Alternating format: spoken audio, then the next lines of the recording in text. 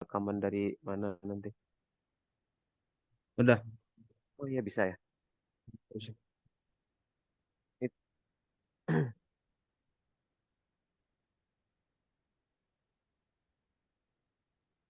Oke. Kemarin musim haji banyak banget itunya jamaahnya kemarin waktu itu melebihi daripada bulan Ramadan kemarin. Ya pasti soalnya kan haji kan setahun sekali ya, pasti rame. Iya, Kota, lebih padat dari kemarin bulan Ramadan saat ya. ya pasti lebih padat, lebih rame, padat. Hmm. Tapi kalau menurut antum bulan-bulan akan datang ini gimana? Agustus, September, Oktober. Masih nggak rame, ramenya Insya Allah Desember rame. Oh Desember ya. Desember hari-hari libur, high season. Extension. Itu juga sudah masuk musim dingin ya berarti ya. Udah November, Oktober akhir atau November awal udah musim dingin. Udah enak buat Hmm. umrah, udah enak. Hmm. Kenapa?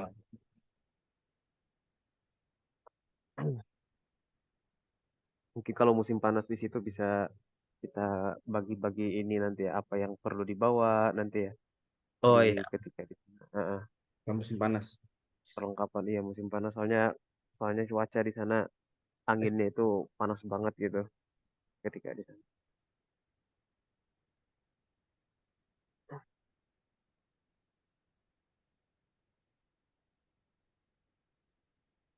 Tapi Ustaz, 2 menit lagi kita mulai eh materianya. Sip, langsung kita cicil aja. Sudah ada iya sudah ada mulai beberapa peserta yang sudah mulai masuk juga di sini. Oke, Insya Allah. Eh suaranya terdengar jelas ada semua ya. Jelas sudah Bang. Alhamdulillah. Halo halo para jamaah, terdengar suaranya jelas ya. Dengar. Jelas, Ustaz. Alhamdulillah. Iya. Dari mana Ibu?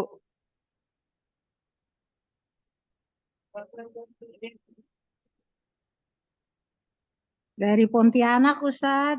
Oh, dari Pontianak, Insya Allah. Kalimantan Barat, Bu ya? Iya, Hmm, saya dari Kalimantan, Ibu. Kalimantan Selatan.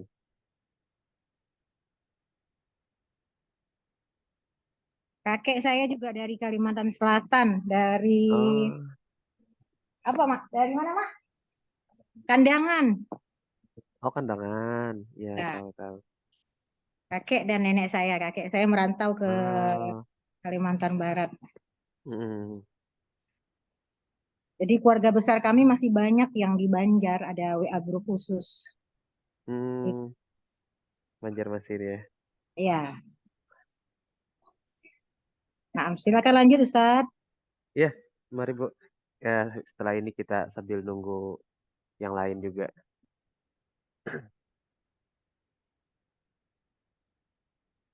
Hmm.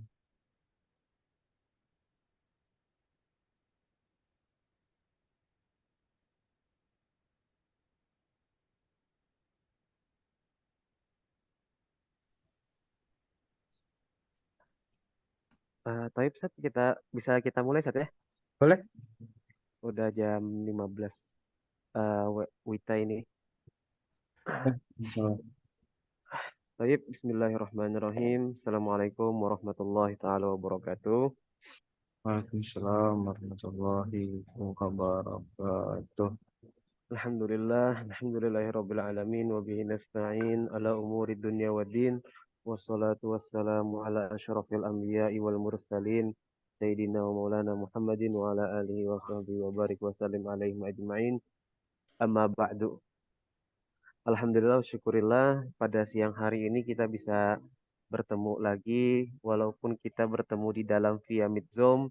Insya Allah tidak mengurangi daripada rasa silaturahmi kita dan rasa hormat saya kepada antum semua yang hadir di dalam pertemuan dengan tema manasik Zoom online kali ini yang telah diselenggarakan oleh PT Matahati Wisata Travel.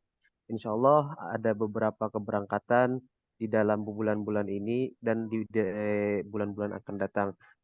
Dengan tema manasik online ini, kita bisa mempersiapkan diri apa saja yang kita ingin siapkan untuk keberangkatan yang akan datang, dan juga apa saja mungkin yang kita lakukan ketika kita berada di tanah suci Haramain nanti insya Allah, dengan bimbingan atau materi yang akan disampaikan oleh Ustadz Matori Maliki Alfat dari LC, yang beliau dari Belitung, Ustadz ya. Dari Bengkulu. Oh, dari Bengkulu ya, afwan, Ustadz. Bengkulu ya. Nah, sekarang beliau sedang berada di Mesir. Insya Allah beliau nanti akan menyusul ke Tanah Haramain Saudi Arabia lusa, Insya Allah, Ustadz ya. Begitu Ya. ya, menerima jemaah yang akan datang. Baik, taib. Alhamdulillahirabbil alamin. Kita tidak berselang lama. Mungkin ada beberapa materi yang akan disampaikan oleh Ustadz Matori Maliki Alfat. Setelah itu nanti kita adakan tanya jawab. Mungkin dari ada peserta nanti ada yang mungkin bertanya atau bagaimana simulasinya, bagaimana apapun itu, insya Allah bisa. Setelah itu kita tutup dengan doa. Baik, kita buka dengan Bismillahirrahmanirrahim.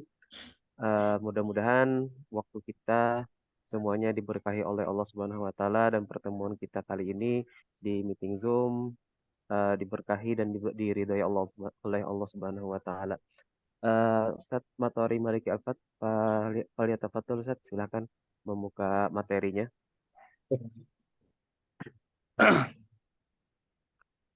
Bismillahirrahmanirrahim. Assalamualaikum warahmatullahi wabarakatuh.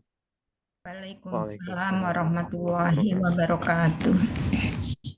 Innalhamdalillah nahmaduhu wa nasta'inuhu wa nastaghfiruh wa na'udzu billahi min shururi anfusina wa min sayyi'ati a'malina may yahdihillahu fala mudilla lahu wa may yudlil fala hadiyalah. Asyhadu an la ilaha illallah wa asyhadu anna Muhammadan abduhu wa rasuluh, amma ba'du. Baik Bapak Ibu semuanya, calon tamu-tamu Allah dan tamu-tamunya Rasulullah Shallallahu Alaihi Wasallam. Alhamdulillah hari ini kita bisa berkumpul bersama untuk saling belajar dan saling mengisi satu sama lain untuk umroh kali ini. Semoga dengan manasik online ini wasilah kita semuanya untuk mendapatkan umroh yang mabrurah nanti di tanah suci. Amin. Amin.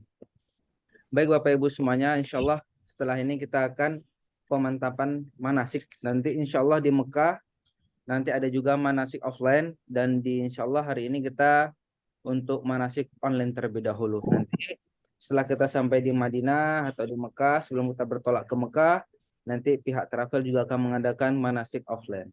Jadi untuk hari ini kita melaksanakan manasik online terlebih dahulu. Ya. Mohon Bapak Ibu semuanya, saya mohon izin untuk memulai manasik online kita hari ini.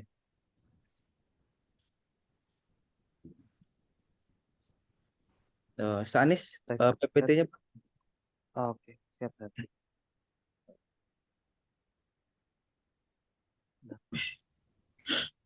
Bapak Ibu semua sehat ya?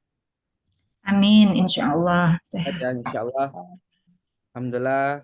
Insya Allah di bulan Agustus ini ada 4 keberangkatan. Insya Allah kita bakal ketemu semuanya.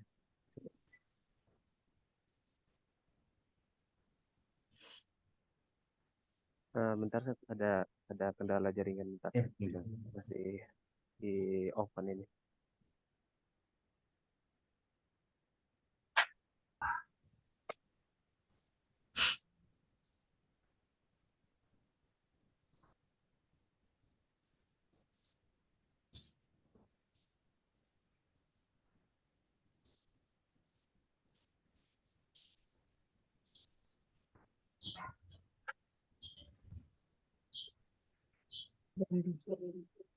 Jambi.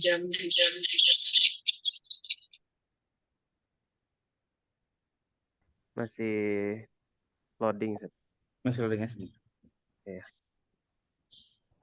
Ada kelihatan, Ustadz? Oh, udah. Oke, baik Bapak Ibu semuanya.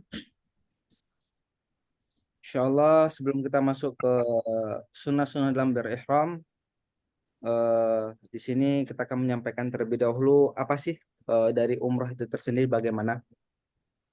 Umroh itu bisa dikatakan haji kecil seperti itu. Yang artinya umroh itu adalah berziarah ke Haramain, itu adalah kota Mekah dan kota Madinah. Nah, sebelum kita melaksanakan umroh, kita harus tahu persiapan-persiapan sebelum umroh. Nah, jadi dalam konteks kita belajar semuanya adalah yang pertama kita harus mengetahui syarat wajib umroh.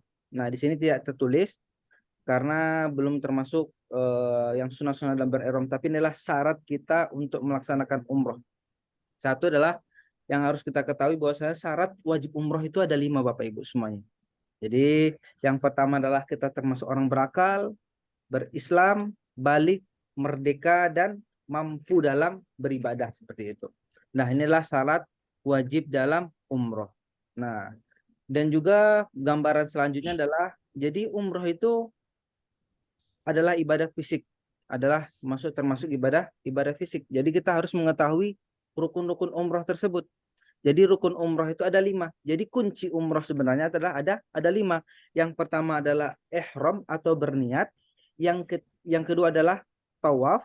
Yang ketiga sa'i. Yang keempat tahallul. Dan yang kelima adalah tertib. Nah, jadi kuncinya umroh adalah di 5 ini, di rukunnya ini. Apabila rukunnya tertinggal 1, maka umroh kita tidak sah. Apabila rukunnya tertukar, umroh kita tidak sah. Jadi kunci umrohnya adalah ada di rukun 5 ini. Yang pertama kita berihram, tawaf, sa'i, tahallul, dan tertib. Dah, inilah kuncinya umroh. Jadi umroh itu dikatakan susah? Tidak, tapi gampang insya Allah. Cuman ini adalah ibadah fisik, kita membutuhkan stamina, energi yang banyak seperti itu. Nah, selanjutnya kita juga harus mengetahui wajib dalam umroh itu apa. Tadi ada syarat wajibnya, dan sekarang kita harus mengetahui wajib dalam umroh itu apa. Yang pertama adalah ihram, bermikot. Yang kedua adalah memendekkan rambut. Jadi kunci yang wajib di sini adalah yang pertama, kalau kita di rukun yang pertama namanya ihram atau niat, kalau misalkan kita tidak mengucapkan atau kita salah, maka semua umroh kita gugur. Karena apa? Karena kuncinya di awal adalah berihram dan berniat seperti ini. Nah, lanjut kita selanjutnya adalah masuk keutamaan dalam umroh.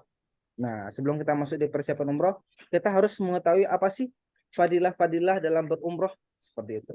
Yang pertama, Allah janjikan kepada kita semua barang siapa yang umroh, al-umratu ila umrati kafaratun bainahuma wal hajju mabrurun laisa lahu ilal jannah. Jadi Bapak Ibu semuanya, Allah janjikan bahwasanya barang siapa yang berangkat umroh balasannya apa? Adalah surga seperti itu. Inilah fadilah yang pertama yang harus kita ketahui bahwasanya fadilah dari umroh adalah mendapatkan pahala apa yang balasannya setara dengan surga. Yang kedua adalah Allah akan hilangkan kepada diri kita apa? Kefakiran. Mungkin orang berpikir bahwasanya kita berangkat umrah menghabiskan duit puluhan juta, bahkan ratusan juta berangkat satu keluarga, yang notabene bahwasanya duit kita akan habis, tetapi Allah janjikan setelah kita pulang akan menghapus kefakiran. Seperti itu. Jadi itu yang kedua. Yang ketiga harus kita ketahui bahwasanya fadilah yang lain, apa sih balasan dari Allah? Yang pertama adalah kita menjadi tamunya Allah dan tamunya Rasulullah Shallallahu Alaihi Wasallam. Nah, di sini bahwasanya kita harus yakin bahwasanya kita berangkat, sebelum kita berangkat menuju umroh, kita harus betul-betul niat yang ikhlas supaya mendapatkan apa balasan surga sama Allah. Kita emang harus ikhlaskan yang apa kita keluarkan, harta kita berangkat ke tanah suci, betul-betul ikhlas supaya Allah menghapuskan semua kefakiran kita nanti setelah pulang dari tanah suci. Dan juga yang paling terakhir adalah keutamaannya semoga kita diakui menjadi hambanya Allah dan hambanya Rasulullah Shallallahu Alaihi Wasallam. Nah, baik Bapak Ibu semuanya, mungkin itulah keutamaan atau balasan dari Allah Subhanahu Wa Taala kalau kita berangkat umroh. Nah, jadi Bapak Ibu semuanya, sebelum kita berangkat umroh betul-betul, kalau misalkan ada teman, sanak, saudara atau sahabat yang belum kita sampaikan minta maaf, ucapkan supaya kita berangkat ke tanah suci betul-betul dalam keadaan teman-teman kita ridhoi, Allah ridhoi, dan semua kesalahan kita sudah dimaafkan oleh teman, tetangga, dan baik semuanya. Nah, Kita masuk yang ke dalam rukun umroh. Rukun umroh itu pertama ada namanya ihram atau dalam berniat. Jadi rukun umroh ada 5. Kita masuk ke yang pertama adalah ihram dan niat ini. Nah, sebelum ihram dan niat, kita juga masuk kepada apa sih sunnah-sunnah dalam berihram. Nah, yang pertama adalah sunnah-sunnah dalam berihram. Ustaz Anis boleh dikirim, dilihat PPT yang tadi. Baik, Ustaz, bentar.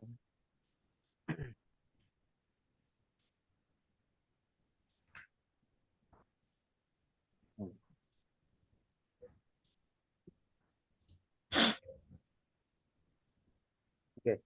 Nah, Kelihatan, Ustaz? ketika kita sampai di kota Mekah nanti ada mengetahui bahwasanya sunnah-sunnah dalam berihram. Berihram itu adalah bagaimana kita memakai kain putih dan untuk laki-laki dua helai kain putih dan perempuan semua. Nah, yang pertama adalah kita masuk ke niat pertama adalah berihram atau berniat. Nah, jadi kapan kita berihram berniat? Nanti di namanya kalau kita misalkan datang dari Madinah, kita bakal bermikot di Bir Ali. Nah, sebelum kita melaksanakan niat, sebelum kita berihram, ada yang sunnah-sunnah yang harus kita kerjakan.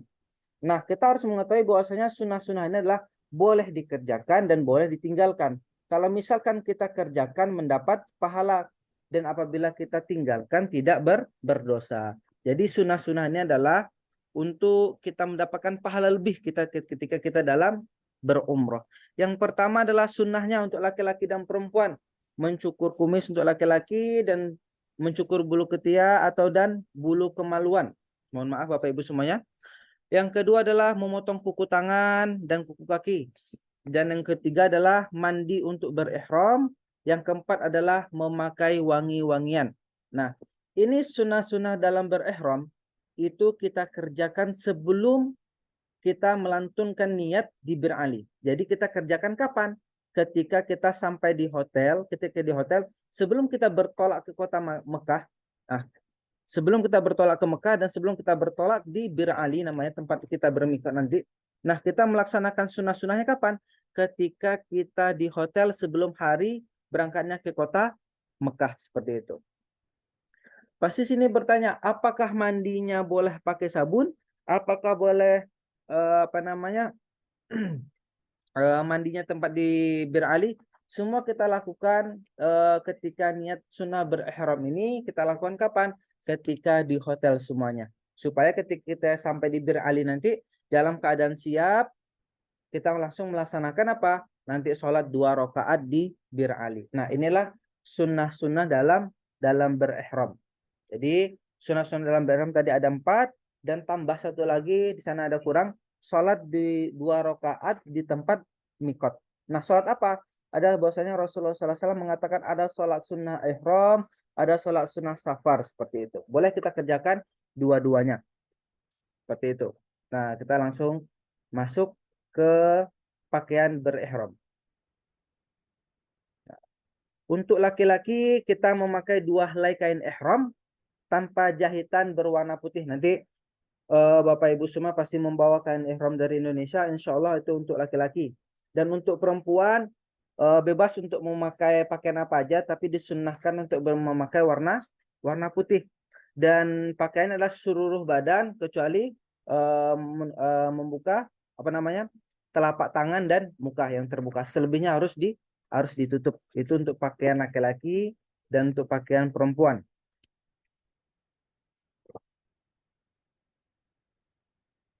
Lanjut, Pak.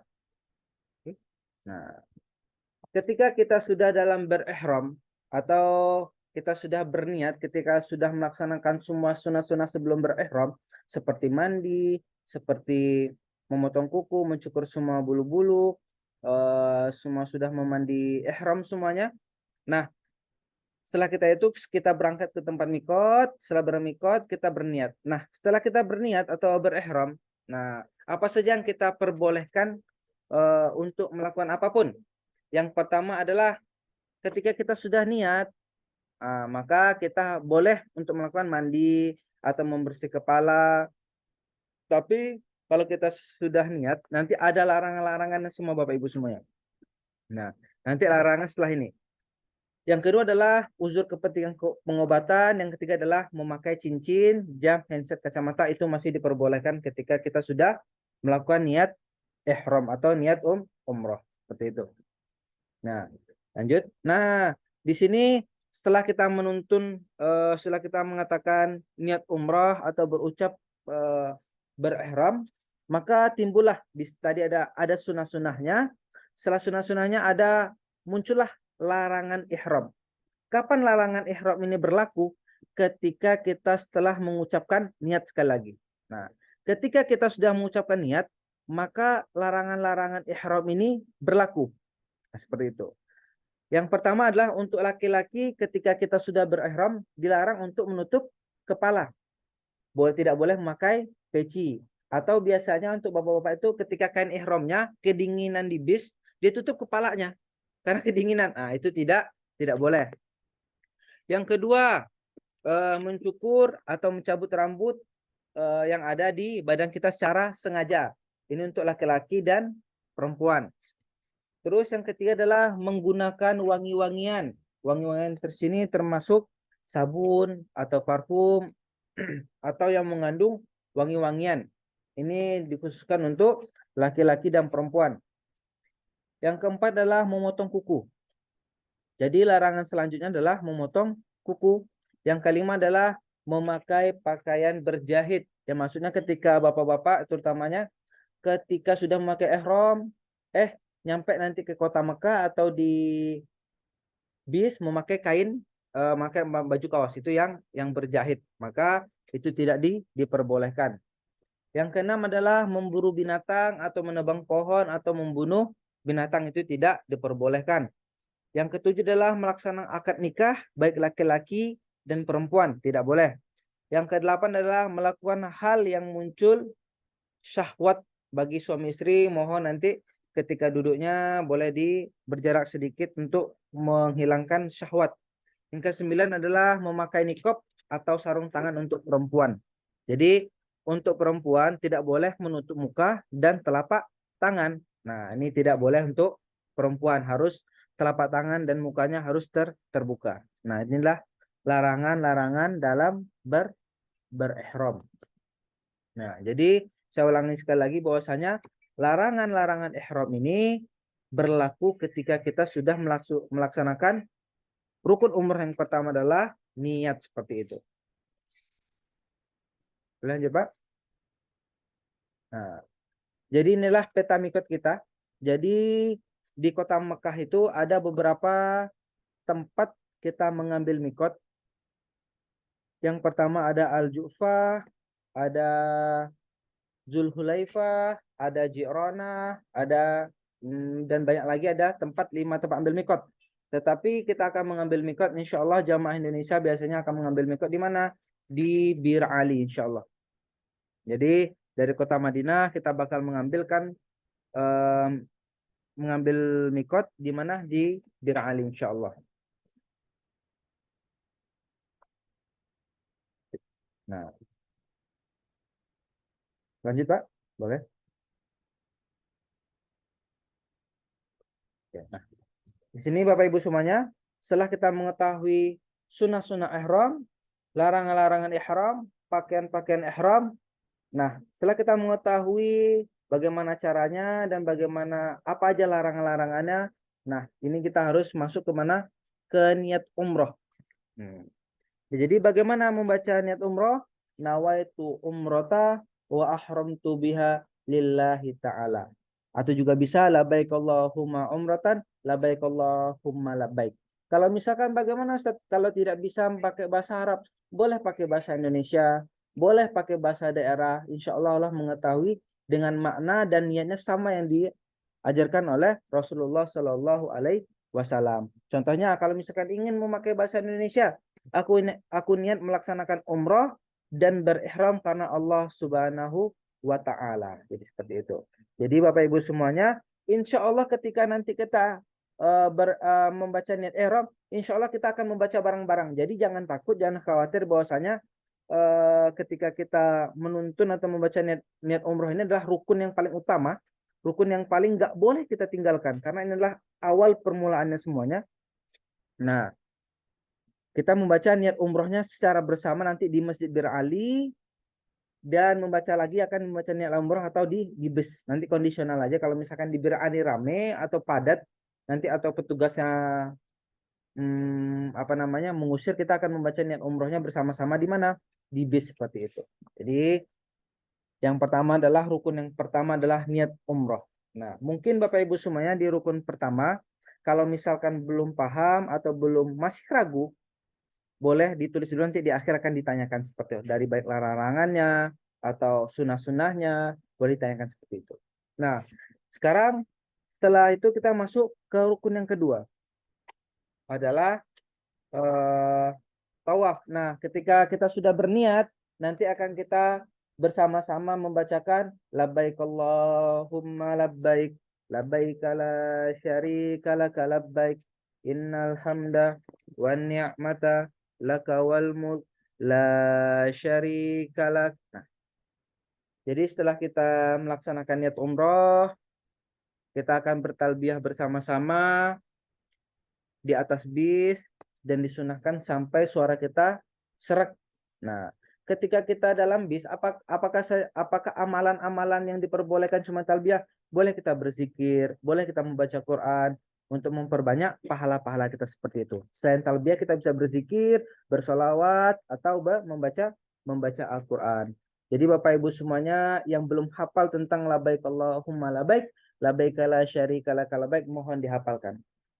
Dan juga ketika kita mengucapkan labbaik Allahumma labbaik, alangkah indahnya, alangkah bagusnya kita memahami artinya.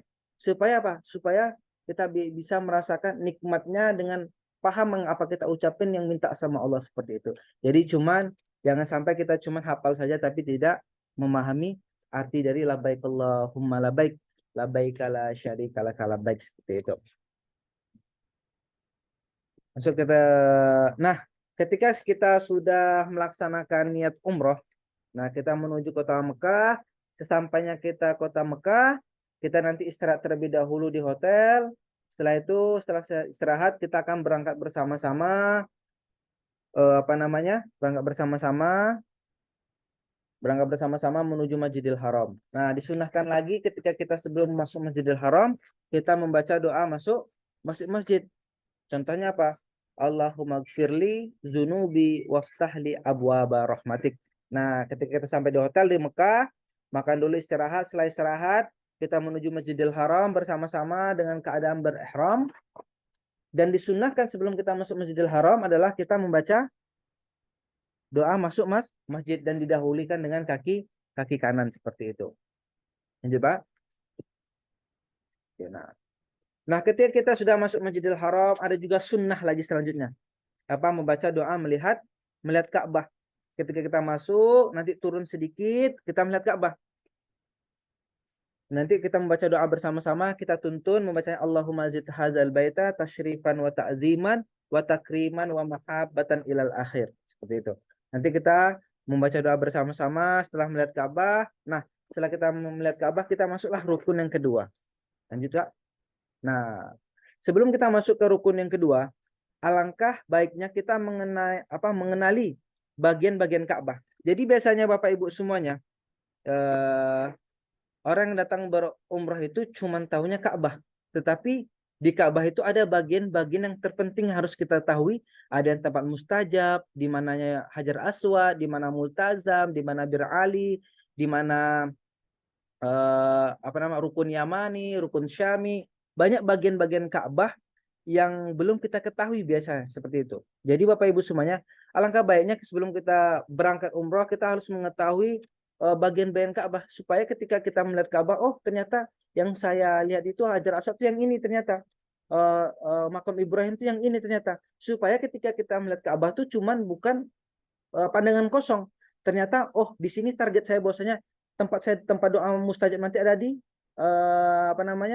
di Hajar Aswad atau di Multazam seperti itu. Nah, jadi Bapak Ibu semuanya supaya ibadah kita mantap, supaya ibadah kita betul-betul khusyuk, ketika kita melihat Ka'bah tuh bukan Ka'bah aja, ternyata ada bagian-bagian inti yang harus kita ketahui, ada pahala yang kita kejar di dalamnya.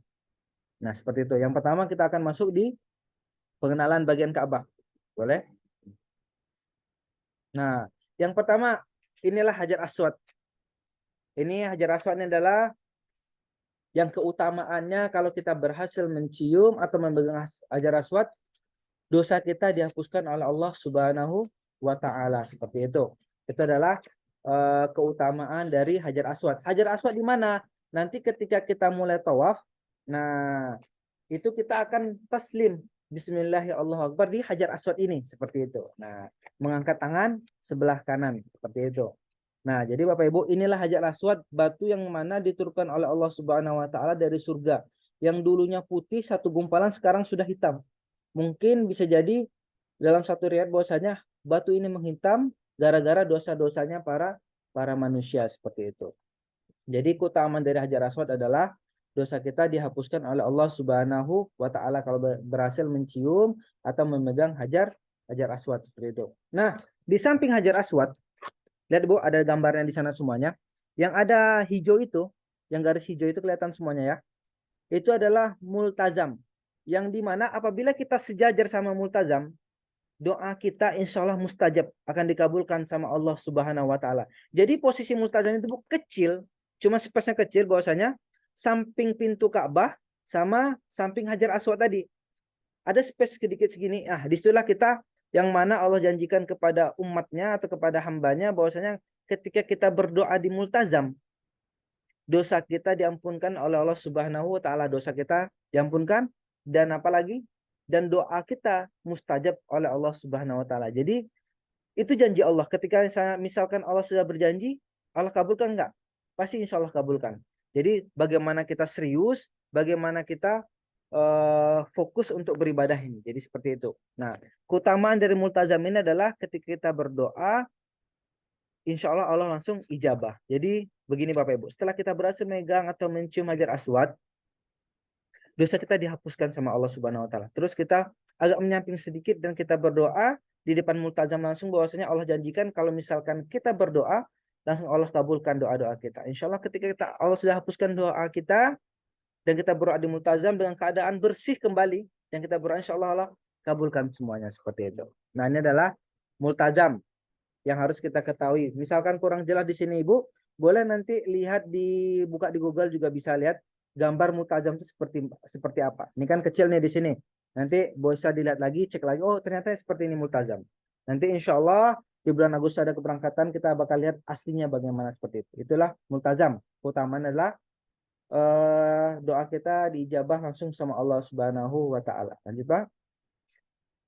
Nah, pintu Ka'bah. Nah, di samping pintu Ka'bah tadi ada multazam, dan pintu Ka'bah itu berada di samping multazam di sebelah kanan, seperti itu. Nah, lihat semuanya, pintu Ka'bah pahalanya sama insyaallah, tidak ada keutamaan khusus seperti keistimewaan khusus seperti multazam.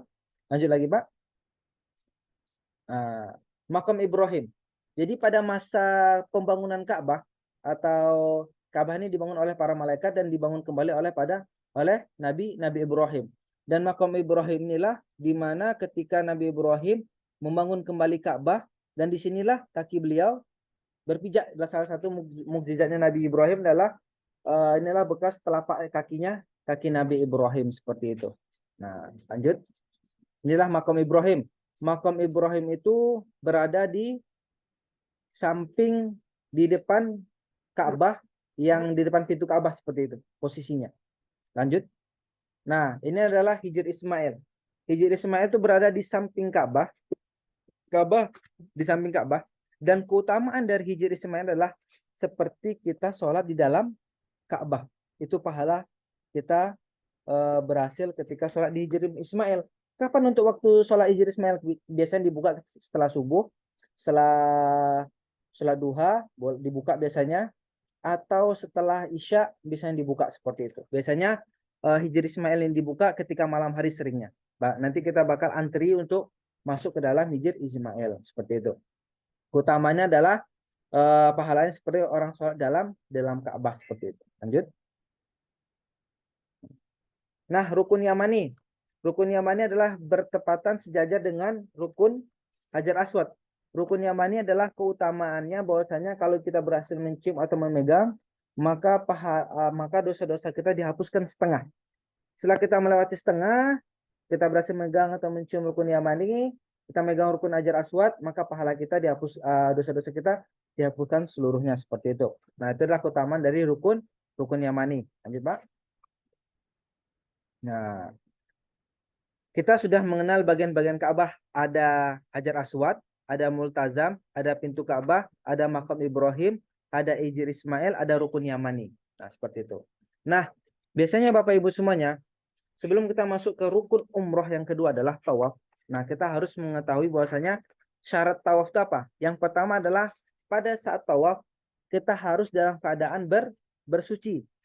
Yang kedua adalah pada saat akan mulai tawaf, pakaian ihram pria dibuka pada pundak sebelah kanannya. Nah, jadi Bapak Ibu semuanya, ketika kita melaksanakan tawaf, kita harus dalam keadaan bersuci. Bersuci maksud di sini apa? Pakaian kita suci dan kita dalam keadaan berwudu seperti itu. Lanjut, Pak. Ketika kita masuk, setelah kita melihat setelah kita melihat Ka'bah, kita akan jalan ke depan dan menuju ke Hajar Aswad. Nah, kita lihat, kita sudah melihat Hajar Aswad tadi. Ada di sebelah posisi kita sebelah kiri nanti, ada sebelah kiri. Itu adalah posisi Hajar Aswad. Nah, ketika kita sudah melihat posisi Hajar Aswad sebelah kiri, kita akan melambaikan tangan atau mengangkat tangan, membaca Bismillahi Allahu Akbar sambil mencium tangan. Bismillahi Allahu Akbar 3 kali. Nanti kalau misalkan tidak terlihat di sebelah kiri kita di mana Hajar Aswad, nanti sebelah kanan kita ada patokan lampu hijau. Nah, ada di sana, di garis sana ada lampu hijau. Nanti kita berpatokan kalau setelah sejajar, nah baru kita melangkah tangan kita Bismillahi Allahu Akbar, Bismillahi Allahu Akbar. Ketika kita sejajar dengan Hajar Aswad seperti itu, kita mengangkat tangan kita. Lanjut. Nah, ketika kita melaksanakan tawaf, nah juga ada di sini di PPT juga ada yang kurang sedikit. Bahwasanya syarat sah tawaf itu adalah yang pertama suci dari najis. Insya Allah kita sudah suci semuanya. Yang kedua tidak boleh kita harus suci dari hadas kecil, kentut atau kencing atau bagaimanapun. Yang kedua kita harus suci dari hadas besar, keadaan junub atau belum mandi besar. Yang kedua adalah yang keempat menutup semua aurat untuk laki-laki dari pusar sampai lutut itu ditutup semuanya. Dan untuk perempuan menutup semua auratnya kecuali muka dan sama tangan. Nah, ketika tawaf ini Bapak Ibu semuanya, banyak orang yang melupakan syarat sah tawaf ini. Terutamanya untuk laki-laki dan terutamanya juga untuk perempuan. Ketika taslim ini, ketika kita mengangkat, ketika kita posisi kita sejajar sama Hajar Aswad, biasanya banyak jamaah melupakan ini, syarat sah tawaf ini. Ketika dia mengangkat Bismillahirrahmanirrahim Allahu Akbar, terutama untuk ibu-ibu, itu biasanya auratnya kebuka, tangannya ini seperti ini. Nah, ini kan aurat. Ketika dia taslim Bismillahirrahmanirrahim Allahu Akbar, aurat terbuka. Syarat sah tawaf adalah menutup aurat. Nah, seperti itu.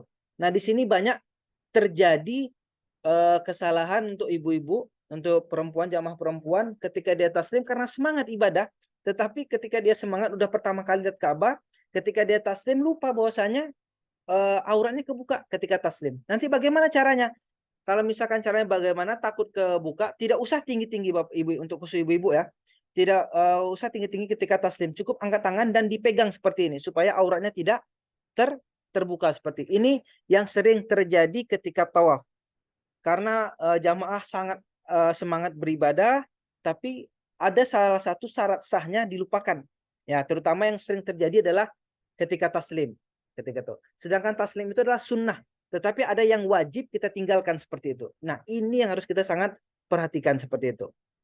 Nah, ketika kita taslim itu harus diingat, dan terutama untuk juga bapak-bapak juga, ketika biasanya memakai kain ihram itu di bawah pusar. Nah, ketika taslim biasanya keangkat juga, dan kain ihramnya juga keangkat. Jadi auratnya kebuka. Jadi kalau misalkan nanti kalau bisa kita nanti praktek pakai kain ihram di manasik offline aja. Kalau bisa kita memakai kain ihram itu di atas pusar nanti, supaya menjaga bahwasanya ketika kita nanti melaksanakan tawaf ketika taslim bahwasanya kita menutup semua auratnya gitu. Jadi aurat kita tertutup. Biasanya bapak-bapak juga seperti itu. Kadang biasanya memakai sarung atau memakai kain ihramnya di bawah pusar, ketika mengangkat kain ihramnya kebuka. Jadi pusarnya juga kelihatan. Nah, di sini banyak orang terjadi kesalahannya di sini ketika melupakan syarat sah tawaf gitu. Nah, di sini yang sangat apa namanya? Yang sangat diwanti-wanti, yang sangat jangan sampai kita melakukan mengerjakan syarat sah tawaf ini, kita mengerjakan sunnah tapi wajib kita tinggalkan, itu salah. Tapi kita harus mengerjakan wajib dengan benar. Kalau misalkan sunnahnya kita kerjakan bisa, ya alhamdulillah bisa mendapatkan pahala lebih seperti itu.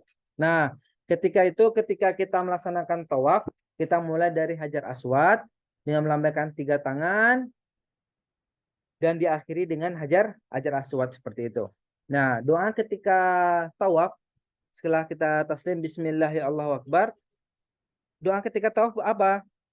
Subhanallah walhamdulillah wala ilaha illallah wallahu akbar wala haula wala quwata illa billahi al-aliyul azim. Inilah doa ketika tawaf. Tawaf berapa putaran Bapak Ibu semuanya? Ada 7 putarannya. Jadi nanti di buku panduan umroh barengan, insya Allah itu ada setiap putaran ada doa-doanya. Tetapi kalau misalkan bagaimana kita yang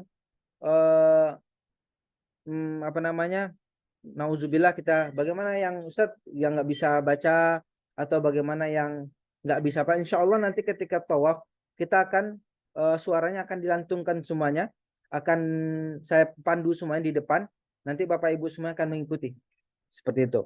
Nah, ketika tawaf ini apakah doa-doa wajibnya yang tertulis di buku panduan umroh nanti apakah bisa pakai doa lain? Bapak Ibu semuanya, bahwasanya Rasulullah SAW ketika tawaf itu tidak ada doa yang wajib atau dikhususkan seperti itu. Tetapi boleh kita berdoa apapun itu selagi itu niat baik atau doa baik untuk diri kita, itu diperbolehkan. Apakah boleh pakai bahasa Indonesia ketika tawaf kita memakai bahasa Indonesia? Boleh. Apa boleh kita ketika tawaf doa pakai bahasa daerah? Boleh, seperti itu.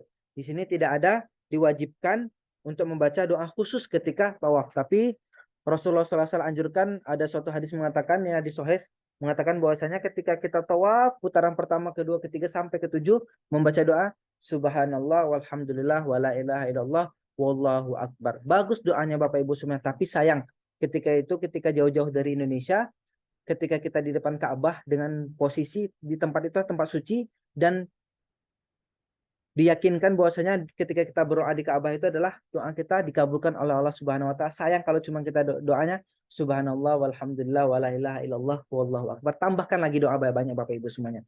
Karena di sana tempat mustajab, tempat berdoa yang dikabulkan langsung sama Allah. Tambahkan doa sebanyak-banyak ketika putaran pertama, kedua, ketiga sampai ke ketujuh seperti itu. Doanya sama seperti itu. Oke. Nah, nanti dari rukun Hajar Aswad sampai ke rukun Yamani kita membaca Subhanallah walhamdulillah wala ilaha illallah wallahu akbar. Nanti ada tambah doa lagi. Nah, setelah itu nyampe di rukun Yamani kita melambaikan tangan lagi tapi tanpa mencium. Cuma membaca Bismillahi Allah, Allahu akbar. Nah, terus kita membaca doa Rabbana atina fid dunya hasanah wa fil akhirati hasanah wa qina azabannar. Itu doa kita seperti itu. Nah, dari rukun Yamani sampai ke Hajar Aswad itu doa Rabbana atina fid dunya hasanah wa fil akhirati hasanah wa qina azabannar. Ditambah lagi wadkhilna jannata ma'al abrar ya aziz ya ghafar ya rabbal alamin, gitu. Nah, itu doa dari rukun Yamani sampai ke rukun Hajar Aswad. Nah, lanjut Pak. Nah, di sini kita ada 7 putaran. 7 putaran, setiap doanya sama, boleh membaca subhanallah alhamdulillah, boleh doa dari Bapak Ibu semuanya. Nanti saya juga memandu doa-doa dari setiap putaran dengan doa-doa yang sudah ditentukan dalam buku panduan manasiknya. Nah, bagaimana? Nah, di sini banyak pertanyaan. Bagaimana ketika kita tawaf? Syarat tawaf adalah kita harus bersuci. Nah, bagaimana jika kita batal wudhu di pertengahan tawaf? Nah, di sini juga nih. Di pertengahan tawaf kita batal wudhu, misalkan di putaran ketiga kita batal wudhu. Bagaimana tawaf kita sah atau tidak? Misalkan kita batal wudhu, tawaf kita tetap sah, tetapi kita akan mengulang lanjuti apa namanya kita ketika putaran ketiga batal, misalkan wudhu kita batal. Jadi kita keluar dari jalan dari putaran Ka'bah untuk mengambil wudhu kembali. Nah, di dalam Masjidil Haram Bapak Ibu semuanya tidak ada WC terdekat. Semua WC ada di luar semuanya. Jadi bagaimana kita untuk mengakalinya bahwasanya kita nanti bawa biasanya untuk jamaah Indonesia itu sangat kreatif membawa semprotan parfum dan sudah diisi air. Jadi ketika kita batal wudhu ketika tawaf ini, nah kita mundur ke belakang, nyari tempat di dekat di pojok-pojok Masjidil Haram untuk melaksanakan mengambil wudhu lagi. Nah gitu. Jadi dengan semprotan parfum tadi yang biasanya bawa jamaah umroh itu dimasukin air dalam sana dan berwudhu. Nah cukup rukun-rukunnya saja supaya tidak untuk airnya semuanya cukup ketika dalam berwudhu di dalam Masjidil Haram. Jadi Bapak Ibu semuanya ketika batal wudhu, Bapak Ibu semua untuk mencari kamar mandi, untuk mencari tempat wudhu, mungkin tempat wudhu ada, tapi agak jauh dari tempat tawaf seperti itu. Kalau kamar mandi semua di luar.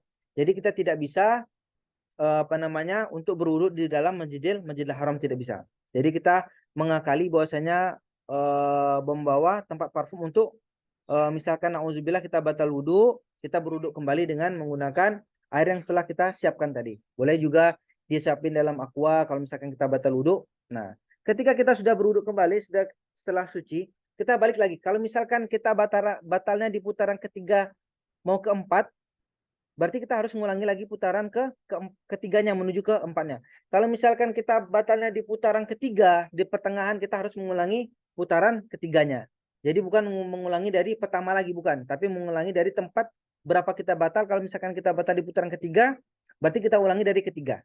Dan dimulai dari mana? Dari Hajar Aswad. Jadi kalau misalkan kita batalnya di Rukun Yamani dan di pertengahan nih Bapak Ibu semuanya, batal di sana di putaran ketiga mau sampai keempat.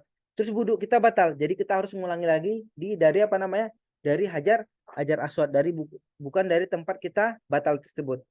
Nah, jadi mulai dari Hajar Aswad dan diakhiri dimulai lagi di Hajar Aswad kalau misalkan kita batal wudhu. Nah, seperti ini.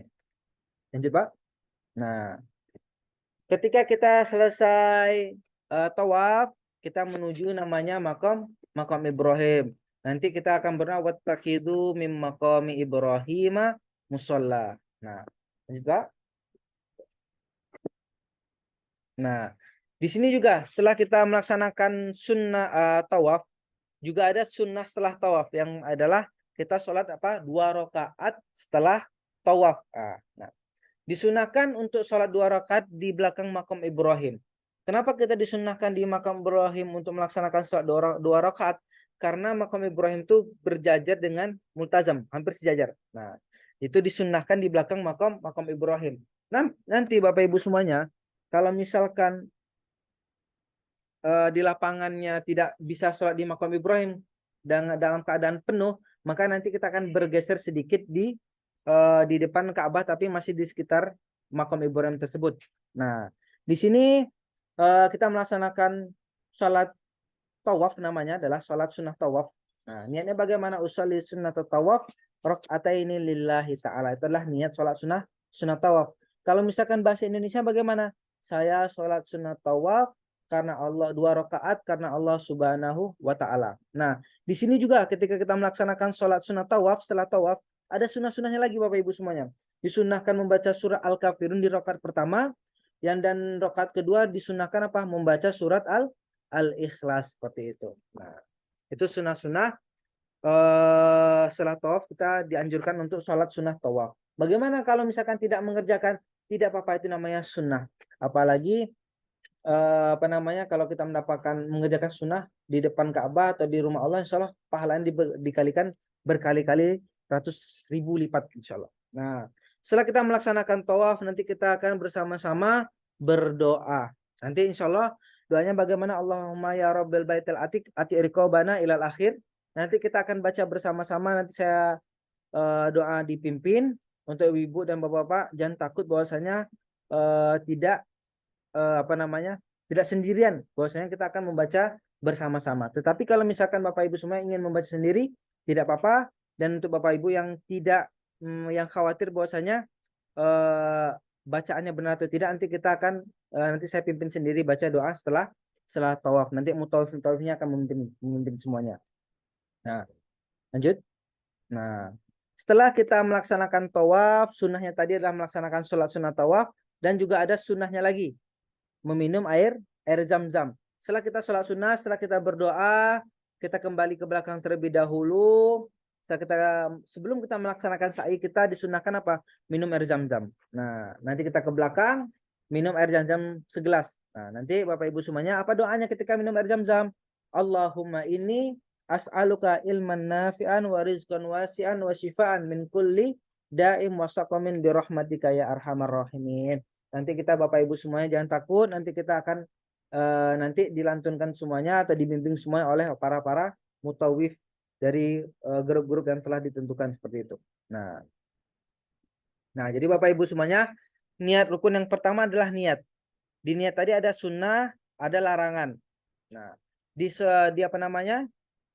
Rukun yang kedua tadi ada namanya tawaf. Yang tawaf itu adalah 7 putaran mengelilingi Ka'bah, dimulai dari Hajar Aswad dan diakhiri di Hajar Aswad. Ada sunnah-sunnahnya di sini. Jadi Bapak Ibu semuanya, kalau misalkan ada yang masih ragu atau yang masih apa, boleh nanti ditulis untuk ditanyakan di akhir, di ketika tawaf. Bagaimana ketika berdoa, apakah boleh seperti ini, bagaimana seperti ini, nanti ditanyakan di akhir semuanya. Kalau misalkan masih ada ya yang belum jelas atau masih ada yang ragu untuk ketika tawaf ini, seperti itu. Nah, dan juga biasanya ketika tawaf itu, kalau misalkan kita memakai mazhab Syafi'i, ketika kita menyentuh perempuan, wudhu kita batal. Betul Bapak Ibu semuanya, betul. Nah, tapi kita biasanya kalau misalkan takut dengan hal itu, boleh kita memakai mazhab Maliki untuk berwudhunya. Supaya ketika kita bersentuhan dengan lawan jenis ketika kita tawaf, insya Allah wudhu kita tidak batal seperti itu. Banyak jamaah-jamaah umrah biasanya kalau misalkan ketika tawaf memakai wudhu Imam Maliki. Kenapa seperti itu? Karena ketika kita tawaf itu apa namanya? Kita selalu bersentuhan dengan orang karena padat ketika kita melaksanakan tawaf tersebut. Nah, untuk menghindari apa namanya? Kita kehilangan wudhu atau batalnya wudhu, maka banyak jamaah umrah memakai mazhab Maliki supaya ketika kita bersentuhan apa namanya? Tidak batal seperti itu. Nah, itu juga bisa ketika melaksanakan ketika tawaf seperti itu. Kalau misalkan takut wudhu kita batal. Boleh pakai mazhab Syafi'i? Boleh. Boleh pakai mazhab Hambali? Boleh seperti itu. Nah, kita masuk ke rukun yang ketiga. Rukun yang ketiga adalah sa'i. Nah, sa'i. Jadi ketika kita selesai tawaf, selesai minum air zam-zam, kita bakal menuju ke bukit sa'i atau di bukit Safa dan Marwah. Nah, ketika kita di bukit Safa, kita akan kembali lagi mendaki dan melihat ke Ka'bah. Melihat Ka'bah, kita akan taslim lagi, Allahu Akbar, Allahu Akbar, Allahu Akbar, la ilaha illallah wahdahu la syarikalah, lahul mulku wa lahul hamdu ilal akhir. Nanti kita dipimpin juga oleh para mutawif nanti ketika berada di bukit Safa. Nah, ketika kita sudah berada di bukit Safa, kita sudah masuk ke rukun yang ketiga. Apa adalah sa'i. Nah, di bukit sa'i ini apakah sama syaratnya seperti tawaf tadi berwudu? Nah, kalau misalkan di tawaf, wudu adalah wajib. Suci adalah wajib. Tapi ketika sa'i, kalau misalkan wudu kita batal, itu tidak apa-apa. Tidak usah mengambil wudu kembali. Jadi ketika kita sa'i tidak apa-apa kalau kita tidak dalam keadaan berwudu. Tapi dianjurkan kalau bisa menjaga wudu, dijaga dengan sebaik-baiknya seperti itu. Nah, lanjut ke selanjutnya Pak. Nah, jadi Bapak Ibu semuanya, nanti kita akan memulai sa'i itu dari Bukit Safa ke Bukit Marwah. Jadi bukan seperti Ka'bah. Jadi dihitung satunya dari Hajar Aswad, sampai Hajar Aswad lagi satu bukan. Tapi kalau misalkan sa'i ini dari Safa ke Marwah satu, Marwah ke Safa dua. Terus lanjut lagi dari Safa ke Marwah 3, Marwah ke Safa 4 sampai 7 kali. Nah, ketika kita di Bukit Safa, dari Bapak Ibu semua gambarannya, membaca doa seperti ini. Inna Safa wal Marwata min syairillah. Nah, ilal akhir. Nanti doanya ada di dalamnya. Nah, di Safa ini ada apa saja nanti Bapak Ibu semuanya?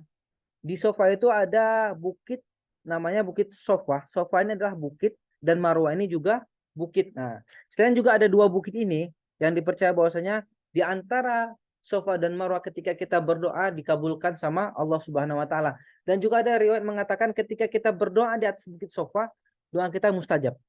Walaupun maupun di bukit Marwah seperti itu. Jadi ada dua riwayat mengatakan bahwasanya ketika tempat mustajab di mana di bukit Safa dan di bukit Marwah. Dan juga ada di antara bukit Safa dan bukit Marwah itu adalah tempat-tempat mustajab untuk berdoa. Nah, selain itu juga ada nah, juga ada di antara bukit Safa dan Marwah itu nanti ada lampu hijau. Lampu hijau itu adalah disunnahkan untuk berlari-lari berlari kecil nanti di sana. Nah, itulah apa namanya di lampu hijau ini. Lanjut, Pak. Nah, ketika kita nyampe di Bukit Safa, kita akan membaca doa Inna Safa wal Marwata min sa'irillah. Faman hajjal baita aw i'tamara fala junaha alaihi ayat tawafa bihima. Wa man tatawwa khaira fa innallaha syakirun alim. Nah, ini adalah doa ketika kita di Bukit Safa atau di Bukit Marwah. Kita menuju bukit tersebut. Lanjut, Pak. Nah, ketika kita di lampu hijau disunahkan menuju dari Bukit Safa ke Marwah, nanti akan kita disunahkan untuk berlari kecil untuk jamaah laki-laki. Disunahkan untuk berlari kecil ketika lampu hijau. Doanya apa? Rabbighfir warham wa'fu wa takarram. Itu adalah doa panjangnya. Boleh pakai doa pendeknya juga. Allahumma gfir warham wa anta al-azza akram. Boleh juga memakai doa tersebut. Nah, lanjut bahwasanya lanjut lagi, Pak. Oke. Nah, di sini di sa'i sama seperti dengan di tawaf, tidak ada doa yang dikhususkan.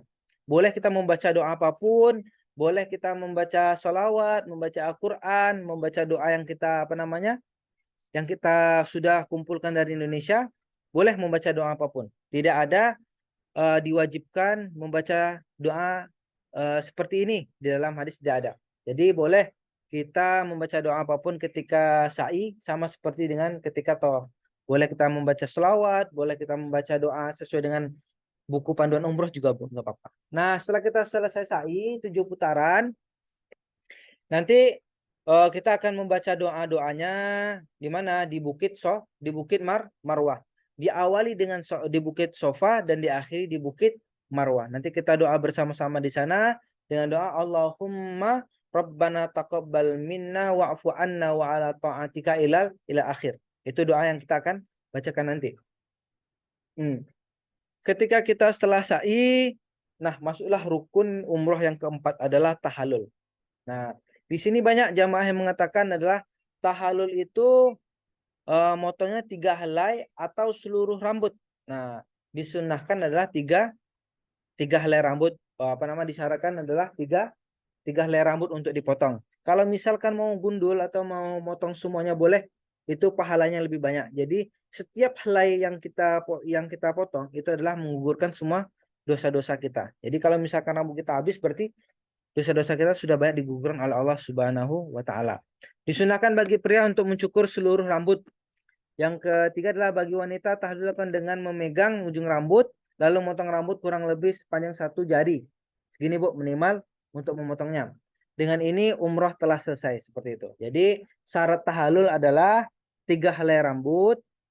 Disunahkan juga untuk mencukur seluruh rambut untuk bagi laki-laki seperti itu. Nah, jadi Bapak Ibu semuanya, setelah masuk ke rukun yang keempat adalah rukun yang kelima adalah tertib. Jadi kalau misalkan kita mengerjakan ibadah umroh tidak tertib, maka umroh kita tidak sah. Jadi harus berawal dari niat berihram. Yang kedua ada rukun ada tawaf, yang ketiga ada sa'i, yang keempat ada tahallul, yang kelima ada tertib seperti itu. Itulah rukun umroh. Jadi rukun umroh harus tertib, tidak boleh di otak-atik atau di sa'i yang didahulukan, tahallul didahulukan, itu tidak diperbolehkan seperti itu. Nah, jadi insya Allah umroh itu gampang, cuman kita melaksanakan 5 rukun. Yang pertama adalah niat, tawaf, sa'i, tahallul, tertib. Selesai, jadi umroh kita sudah selesai seperti itu. Nah, jadi baik Bapak Ibu semuanya, kalau misalkan ada pertanyaan atau yang masih bingung atau yang masih ada yang ragu, boleh dipertanyakan ini bagaimana, insya Allah kita akan jawab sebaik-baik mungkin sesuai dengan ajaran Rasulullah Shallallahu Alaihi Wasallam. Boleh? Pertanyaan yang mau ditanyakan boleh langsung. Assalamualaikum Ustadz. Ya, waalaikumsalam. Sebentar, saya kasih lihat dulu gambar saya Ustadz. Nanti kok tidak bisa sih. Halo, Assalamualaikum. Ya, waalaikumsalam Pak. Masih saya utek-utek nih HP, lupa soalnya sudah lama gak ikut Zoom Ustadz. Ya nggak apa-apa. Yang penting suaranya terdengar sama jamaah-jamaah Ya, lain. ya Ustadz. Ustadz, yang pertama mungkin saya minta materinya kalau ada nanti dikirim di Ya, grup ya. nanti dikirim di grup semuanya. Ya. Kemudian yang kedua yang mau saya tanyakan gini Ustadz. Tadi setelah mendengarkan penjelasan jenengan sering nyebut nanti dibimbing sama mutawif dan mutawif nggih. Kemudian yang mau saya tanyakan gini, ketika mungkin umroh yang pertama, oke lah kita dibimbing sama jenengan atau mutawif yang lainnya. Misalnya kita mau umroh lagi, atau adakah jadwal lagi dari pihak jenengan, misalnya untuk umroh yang pertama hari Senin misalnya, kemudian umroh yang kedua itu hari Senin jam 3 sore, atau hari Selasa atau Rabu atau Kamis. Intinya ketika misalnya adakah pembatasan pembatasan bimbingan dari jenengan tadi. Gitu loh. Oke. Jadi seperti itu ya. Jadi dari umroh barengan biasanya kita dapat umroh 2 kali bahkan sampai 3 kali. Itu dibimbing semuanya. Nah, alhamdulillah. Itu bakal dibimbing sama para mutawif. Biasanya 2, sedikitnya cuma 2. Juga ada sampai 3. Biasanya nanti kita umroh itu ketika setelah City Tour siang hari, nanti sesuai dengan tanggal keluarnya jadwal City Tour kita, City Tour Mekah. Nah, yang ketiga ketika nanti UB sendiri akan yang pengen umroh, nanti jamaah punya yang pengen umroh lagi yang ketiga kalinya, nanti bareng mutawif nanti kita bareng-bareng untuk melaksanakan umroh. Tapi biasanya 2. Tapi kalau misalkan jamaah pengen nambah lagi, insya Allah mutawif biasanya mutawif UB 3 pun tidak apa-apa, bakal dibimbing semuanya insya Allah. Gitu. Siap. Ada berapa mutawif totalnya Ustadz? Atau satu grup itu katakanlah 5 itu 1 mutawif, atau 30 itu 3 mutawif, atau gimana Ustadz? 1 bis itu 1 mutawif. 1 bis 1 mutawif. Ya, jadi misalkan Agustus ada 4 keberangkatan, berarti 4 mutawif. Jadi seperti itu. Semuanya, 1 bis berapa orang? 1 bis itu kisaran 30 sampai 40 orang. 30 sampai 40. Okay. Ya, mohon dibantu nanti nggih Ustaz nggih, dibimbing ya, kita nanti. Semuanya. Dan juga Bapak Ibu semuanya, insya Allah UB ini juga untuk semua golongan ya. Jadi kalau misalkan kita ada berbeda pendapat, tidak apa-apa. Kalau misalkan ada, mohon maaf semuanya, kalau misalkan ada yang pengen umroh sekali aja, 1 safar tidak apa-apa. Tapi kalau misalkan ada yang mendengar bahwasanya boleh berkali-kali umroh, tidak apa-apa. Jadi kalau misalkan ada yang pengen umroh 1 kali saja, tidak apa-apa. Kalau tidak mau ikut umroh yang kedua. Tapi kalau misalkan ada yang ingin ikut umroh kedua, ketiga, silahkan. Seperti itu. Jadi UB ini untuk semua golongan, insya Allah kalau misalkan ada punya pendapat lain, tidak dipermasalahkan seperti itu. Ada yang meyakini bahwasanya umroh 1 kali, silakan umroh 1 kali. Kalau misalkan ada umroh yang berkali-kali, tidak apa-apa seperti itu. Ya, kembali kepada dirinya masing-masing. Semuanya apakah umroh 1 kali salah? Betul. Apakah misalkan umroh yang 2 kali, 3 kali, 4 kali dalam 1 umroh, apakah betul? Betul. Semuanya ada dalilnya seperti itu. Jadi tidak ada permasalahan seperti itu. Oke, terima kasih. Terima kasih. Mungkin ada lagi Bapak Ibu semuanya yang mau ditanyakan. Insya Allah Bapak Ibu semuanya, para mutawif insya Allah segar-segar, insya Allah anak-anak muda semua insya Allah kuat-kuat. Jadi Bapak Ibu semuanya ketika datang jangan ada sungkan-sungkan untuk minta bantu sama kita. Datang di Tanah Suci, kita akan bantu dalam keadaan apapun, insya Allah kita akan bantu. Kita saling support untuk bisa mendapatkan ibadah umroh yang mabrurah nanti semuanya. Jadi Bapak-bapak jangan sungkan untuk minta bantu sama kita, sama mutawif, insya Allah kita akan membantu dengan sebaik mungkin. Ketika Bapak Ibu semua ada masalah, ada keraguan, jangan biasanya sungkan seperti itu. Jadi kalau misalkan ibadah, kalau misalkan ada keraguan, langsung ditanya. Karena kalau misalkan salah satu umroh yang mabrur itu adalah ketika kita yakin bahwasanya yang kita lakukan itu benar. Kalau misalkan ada keraguan, ini betul nggak umroh saya? Itu salah satu maksud umroh yang ibaratnya takut apa namanya, kita tidak mendapat yang mabrur seperti itu. Jadi apa yang kita yakini, yang kita pelajari ketika umroh itu harus yakin semua. Oh, saya udah yakin, insya Allah itulah wasilah kita mendapatkan umroh yang mabrur seperti itu. Ya Bapak Ibu semua. Ada yang mau tanya lagi tentang seputar umroh? Afwan tanya Ustaz, Ya, mari. nih kalau bawa, saya kan sama cucu juga ya, jadi kalau gendong cucu yang pakai pampers gimana Ustaz kalau tawaf? Kalau misalkan ketika tawaf tidak apa-apa Bapak Ibu semuanya. Ketika tawaf menggendong anak seperti itu. Tidak apa-apa. Yang penting tidak ada di pampersnya wangi-wangian aja. Biasanya kan pampers kan alhamdulillah insya Allah aman. Nah di sini juga Bapak Ibu semuanya. Ketika mau mungkin ada jamaah lansia. Biasanya ketika tawaf itu biasanya ada pertanyaan bahwasanya gimana kalau biasanya ketika jalan cepat itu nggak kuat dingin, tiba-tiba pipis. Nah seperti itu. Di sini ada pengecualian bahwasanya kalau misalkan doruroh, contohnya yang sudah lansia ketika apa namanya jalan tiba-tiba pipis nih, kan najis itu. Nah kalau misalkan kita punya penyakit seperti itu, nah, boleh kita memakai contohnya pampers tadi seperti itu, boleh seperti itu untuk apa namanya untuk menghindar seperti itu. Contoh juga ketika sekarang ada celana dalamnya untuk laki-laki, celana dalam ihram. Nah, seperti itu. Masih ada tuh biasanya sekarang. Nah, kalau mungkin menurut saya kalau bisa itu dijauhkan bagi orang yang sehat secara jasmani. Tetapi kalau misalkan kita punya penyakit seperti hernia untuk laki-laki, untuk memakai itu tidak apa-apa. Supaya untuk dorurohnya lebih untuk menghilangkan doruroh seperti itu. Nanti kalau misalkan sakit umroh kita tidak bisa dilanjutkan seperti itu. Jadi tidak apa-apa pakai pampers Bu ya. Untuk menggendong anak bayi tidak apa-apa. Anak saya mau gantian. Umi tawaf dulu, nanti gantian, nanti aku gitu. Nggak usah ya, Ustaz, bareng aja ya.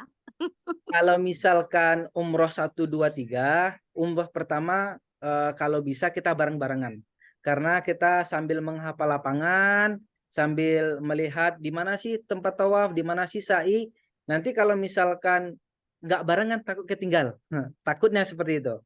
Takutnya Ibu enggak usah khawatir Bu, saya juga bawa anak kecil 5 tahun nih Bu. Kita barengan nanti Bu. Ya, barengan. Nanti insya Allah ketika tawaf nanti bagaimana? Nanti yang tua-tua di depan karena apa namanya langkahnya sudah mulai mengecil. Nanti kita taruh belakang. Jadi kita umrohnya santai, nyaman, nggak buru-buru seperti itu. Insya Allah kita selalu diusahakan dalam rombongan terus ya, menjaga seperti itu. Jadi gak usah takut ketinggalan rombongan atau apapun itu. Insya Allah kita dahulukan yang tua-tua di depan, nanti yang muda-muda di belakang seperti itu. Nanti atur bagaimana. Assalamualaikum. Assalamualaikum. Ustaz. Ya. Assalamualaikum. Ya, Ustaz mau tanya. Ya, Pak. Ini mah Pak Syarifah Hema, Pak Syarifah Hema. Ya. Saya mau tanya ini bahwa saya lansia. Nah, jika saya tawaf mempergunakan pampers karena ada penyakit, saya ada penyakit yaitu penyakit gula. Nah, ya. Jadi sering buang-buang air kecil. Maaf ya. Tidak apa-apa. Boleh enggak pakai pampers? Boleh enggak pakai celana dalam? Kan boleh Pak, kalau misalkan itu apa namanya doruroh seperti itu. Kalau misalkan nggak kuat, takutnya najis, boleh menggunakan pampers terlebih dahulu aja, nggak apa-apa. Untuk lalu kan saya kan misalnya ada buang air kecil. Biasa lansia itu apa penyakit gula itu suka buang-buang air kecil. Ya, jadi betul. kita atau tidak wudhu lah, wudhu atau tidak? Kalau lagi. Misalkan wudhu tetap batal seperti itu. Nah, kita harus berwudhu kembali seperti itu. Ya. Kalau misalkan kencing itu kan ada najis kecil ya. Ya. Nah, jadi kita harus berwudhu kembali seperti itu. Ya. Nah, okay. Kalau misalkan takutnya seperti itu. Jadi untuk supaya tidak mengenai kain ihramnya najis, takutnya kan seperti itu. Boleh aja. Kalau misalkan takutnya emang nggak bisa ditahan atau sedikit-dikit pengen takutnya kenapa-napa keluar sedikit kan najisnya. Boleh Iya, diakalin. iya, makasih. Ya. Assalamualaikum Ustadz, mau tanya. Ya, ini atas ibu siapa ini? Nur Cendrawati Ustadz. Ya, Ibu, mari. Ya, begini Ustadz, misalkan kita mau menjalani umroh yang kedua, apakah kita wajib mengambil mikot lagi Ustadz? Sekian itu aja, terima kasih. Ternyata ada Ibu Iim nih. Ibu Iim, apa kabar? Sehat? Bu Haji Iim. Alhamdulillah, Ustaz Matori. Ketemu lagi. Ya, alhamdulillah. Agustus nanti pimpin juga, Ustaz. Ya, insya Allah. Amin. Ketemu lagi. Enggak sama Ulfah, Ustadz. Oh, sama semuanya. Jadi, Ya, jadi satu umroh itu wajib mengambil mikot satu kali. Jadi satu umroh, satu mikot. Jadi kalau misalkan kita pengen umroh kedua, ngambil mikot lagi. Gitu. Kalau pengen ketiga, ambil mikot lagi seperti itu. Jadi satu umroh, satu ngambil wajib ngambil mikot lagi seperti itu. Nanti baik, terima kasih Ustaz. Ada lagi Bapak Ibu semuanya? Ya. Yang masih ragu jangan sampai ya, mari. Ya, Bu. Ya, atas nama Bu Rahmi Ustaz. Ya, Bu Rahmi, sehat Bu ya? Alhamdulillah. Ya Ustadz mau tanya kalau badal umroh untuk Bapak yang sudah meninggal caranya gimana ya Ustadz ya? Badal umroh salah satunya adalah yang pertama kita harus melaksanakan umroh buat diri sendiri terlebih dahulu. Nah, setelah kita umroh buat diri kita sendiri, baru boleh kita membadalkan orang lain. Nah, di sini juga saya jabarkan lagi syarat untuk orang yang boleh dibadalkan. Yang pertama sudah meninggal. Yang pertama adalah Islam, yang kedua orang sudah meninggal atau yang sudah tua renta sakit keras seperti orang-orang yang ibaratnya udah sakit keras nggak bisa lagi untuk berangkat melaksanakan umroh seperti itu. Nah itu boleh dibadalkan seperti itu. Nanti cara badalnya bagaimana? Nanti di umroh kedua itu kita sudah boleh membadalkan orang lain. Nah untuk membadalkan orang lain itu tadi ada syarat-syaratnya dan rukun umrohnya sama seperti kita umroh seperti biasa. Tetapi ketika niatnya saja kita ganti. Kalau misalkan kita pengen membadalkan untuk orang tua yang sudah meninggal, itu umrohnya sama tapi niat aja yang beda. Nanti kita niat umroh badal itu seperti ini. Nawaitu umrota badalan. Sebutkan namanya. Contohnya Matori bin Fulan wa ahramtu biha lillahi ta'ala. Kalau bisa bin atau bintinya harus jelas supaya supaya yang dibadalkan sampai sampai ke orangnya seperti itu.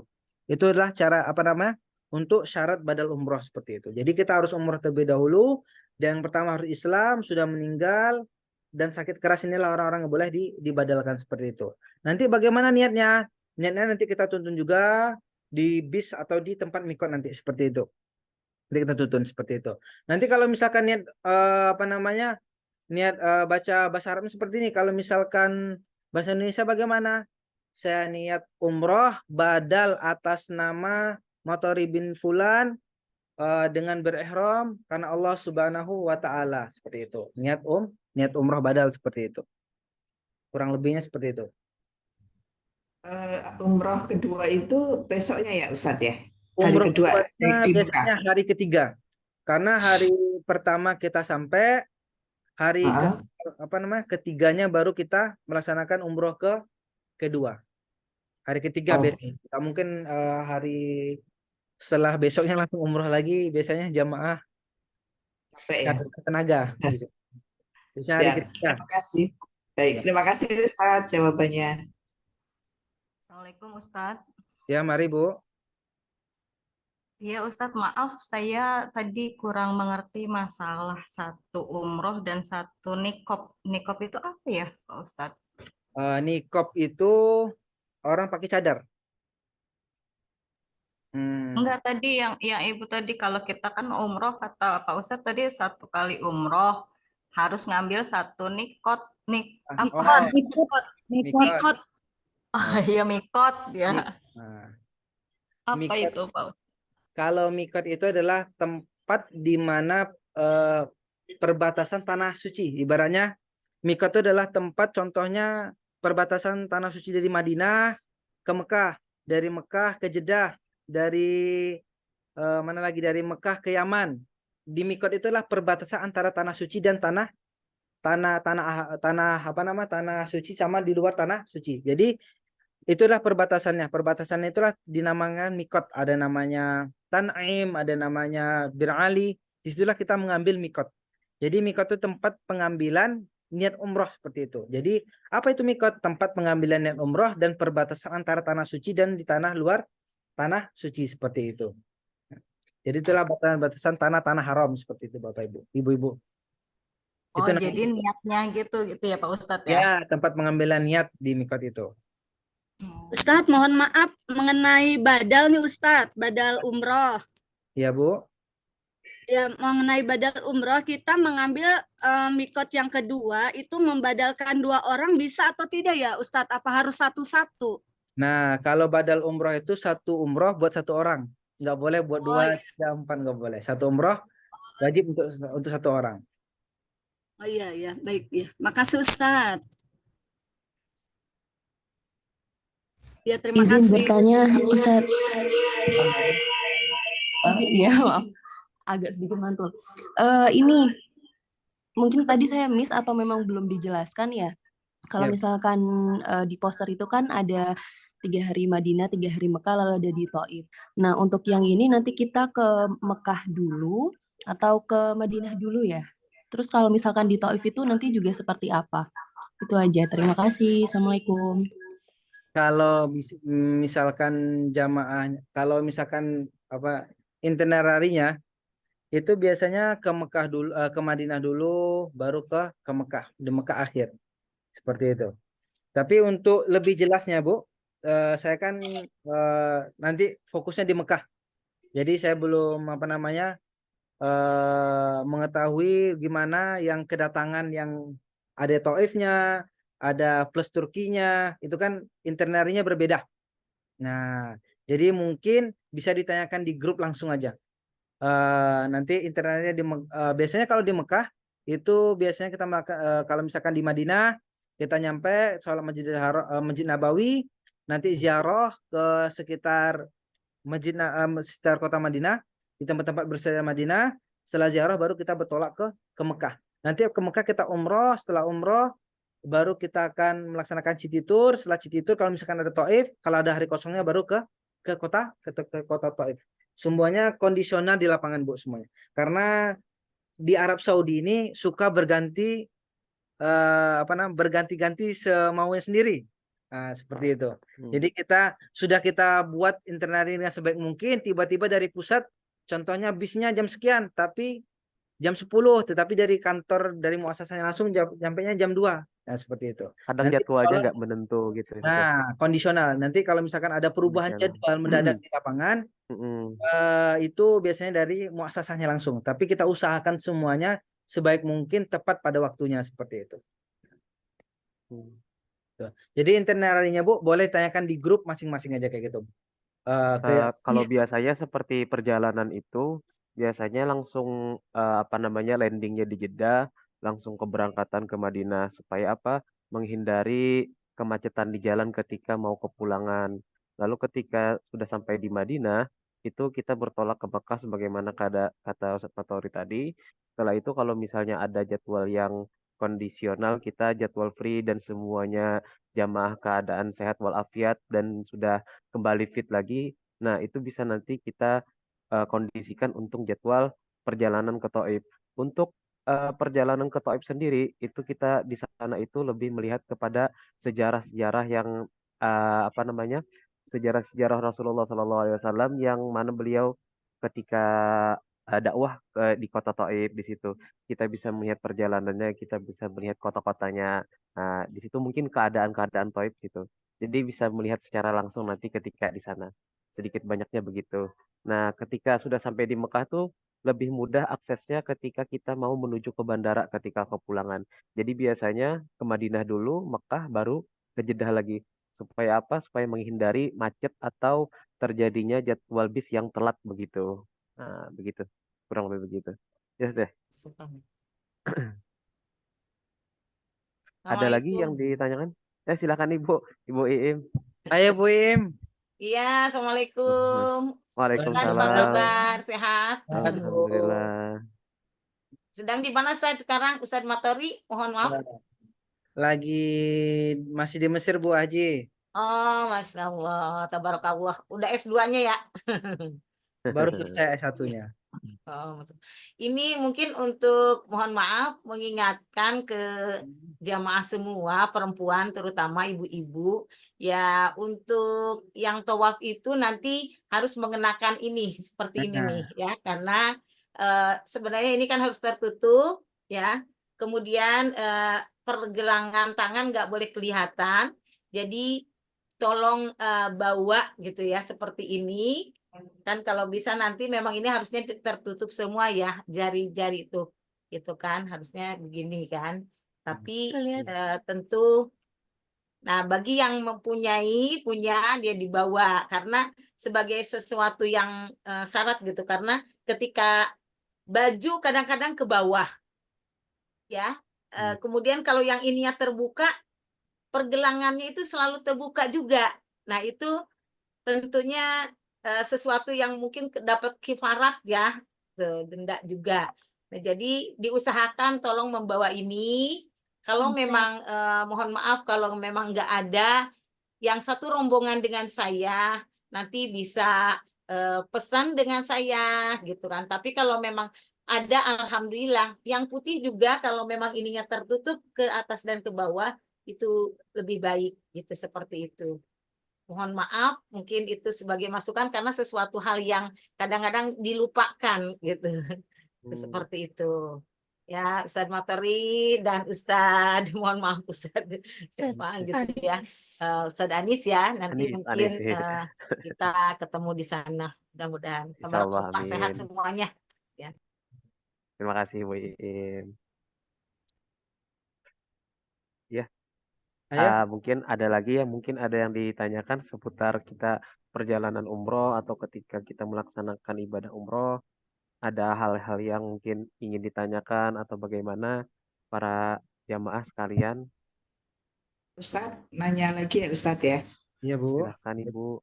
Itu kalau misalnya pas tawaf nggak bisa mencium Hajar Aswad, gimana ya Ustadz?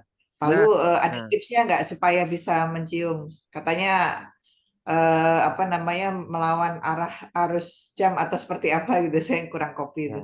Oke. Nah, di sini juga, saya juga ada sedikit kurang dari menyampaikan. Ketika umroh, melaksanakan umroh, ketika dalam keadaan ihram, kalau bisa kita jangan mencium Hajar Aswad terlebih dahulu, atau menyentuh Ka'bah atau menyentuh makam Ibrahim, karena di sekitar Ka'bah itu ada parfum. Nah, jadi biasanya di Hajar Aswad, di Ka'bah, di dekat-dekat semuanya tuh disemprot parfum semua Bu. Jadi kalau misalkan larangan ihram tadi adalah memakai wangian seperti itu. Nah, jadi kita harus menghindar ketika umroh tidak dianjurkan untuk memegang atau mencium Hajar Aswad. Tetapi kalau misalkan ketika kita tidak dalam keadaan berihram, atau ketika kita tidak dalam keadaan umroh, memegang apa namanya, Hajar Aswad atau mencium Hajar Aswad melawan arah itu tidak apa-apa. Tapi kalau misalkan ketika umroh, kalau kita melawan arah atau kita menoleh ke belakang saja, itu apa namanya, tidak sah umroh kita seperti itu. Nah, jadi kalau misalkan dianjurkan ketika umroh kita fokus ke umrohnya saja terlebih dahulu.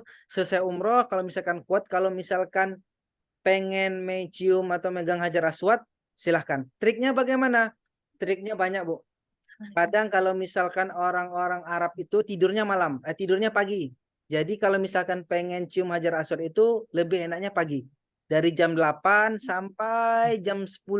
Itu biasanya sepi lah, ibaratnya nggak terlalu desak-desakan. Tetapi kalau misalkan dari habis zuhur atau habis asar atau habis isya sampai jam 12 malam itu emang betul-betul harus berjuang.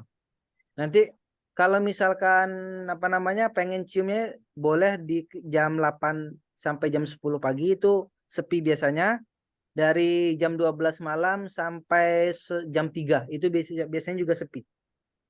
Dari jam 3 ke bawah itu udah rame lagi karena orang udah ke masjid sholat untuk melaksanakan sholat tahajud seperti itu. Nah, itu triknya. Triknya bagaimana kalau misalkan untuk laki-laki dari rukun yamani tadi, Bu? Berarti Bapak, untuk rukun yamani pelan-pelan, geser, nyamping baru mencium dari dari rukun yamani kita merayap ke samping ke kanan, cium sampailah kita masuk ke rukun yamani. Kalau misalnya kalau misalkan kita dari depan, kita masuk dari depan, itu pasti otomatis kita bakal kepental Bapak atau Ibu semuanya. Soalnya orang keluar. Jadi misalkan kalau udah keluar tuh orang yang depan itu pasti akan kepental semuanya. Untuk ibu-ibu, kalau misalkan pengen mencium Hajar Aswad atau megang Hajar Aswad itu dari pintu Ka'bah masuknya, bukan dari rukun yamani. Dari pintu Ka'bah sebelah kiri. Seperti itu. Dari multazam tadi masuknya. Bukan dari rukun yamani seperti itu. Waktu kosongnya setelah biasanya ya, kalau gampang, biasanya kalau misalkan pengen nyium Hajar Aswad, itu saya anjurkan untuk semua jamaah biasanya jam segitu. Tapi juga ada di jam-jam lain, kadang jamaah habis asar nyium atau habis zuhur tiba-tiba kebuka sendiri, gampang ciumnya gitu. Jadi banyak kejadian-kejadian. Ketika tawaf sunnah enak Sat ya. Nah, ketika tawaf sunnah kita pengen cium Hajar Aswad, silahkan seperti itu. Ya. Insya Allah waktu sama Ustadz Matori kita sama-sama untuk mencium biasa dia. Ya, Jadi Allah. Ditawarkan, Ya, ayo. Ya, nanti insya Allah para mutawaf lainnya juga insya Allah bakal bakal ngajak buat jamaah semuanya megang atau cium peluk Ka'bah. Biasanya kita ngajak untuk jamaah-jamaah UB. Tapi di rukun yamani kita bantu, di di megang Ka'bah kita membantu. Tapi kalau untuk Hajar Aswad silakan berperang sendiri seperti itu. Ya, karena situasinya sangat padat biasanya ya, kalau karena Hajar Aswad. situasinya nggak bisa. Kalau rukun yamani insya Allah masih bisa, megang Ka'bah juga masih bisa. Kalau diantarkan ke pengen sholat Hijri Ismail, insya Allah bisa. Nanti ada satu hari setiap grup mutawifnya bakal ngajak seperti itu, bakal ngajak untuk megang cium Ka'bah. Jadi jangan khawatir bahwasanya misalkan nggak bisa megang atau gimana. Insya Allah kita usahakan semuanya megang atau megang Ka'bah deh insya Allah. Ya, terima kasih Ustadz. Ya, mari.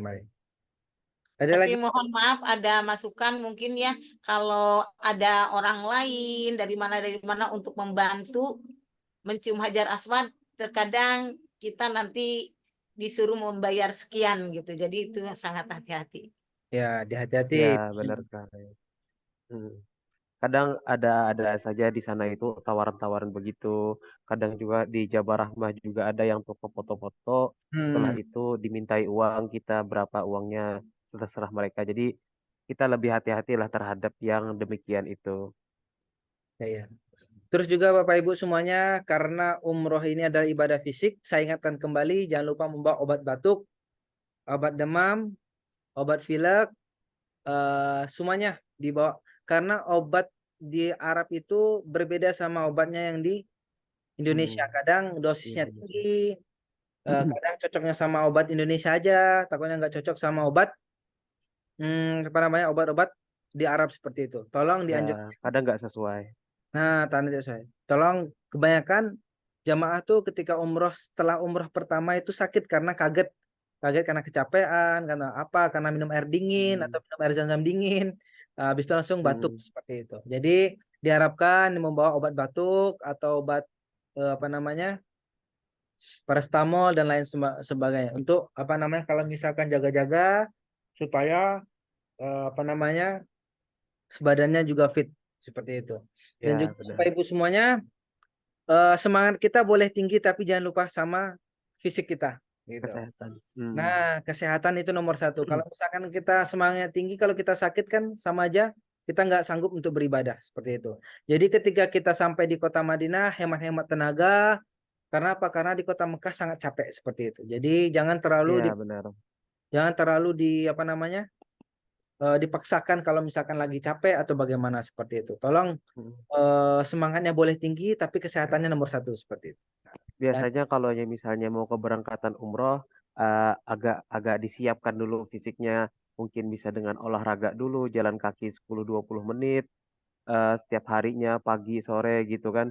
Karena ketika di Madinah kita masih santai-santai saja, tapi ketika di Mekah kita mulai capek di sana karena di sana itu ada tawaf, ada sa'i dan berjalan kaki. Kadang kita dari hotel ke Masjidil Haram itu berjalan kaki.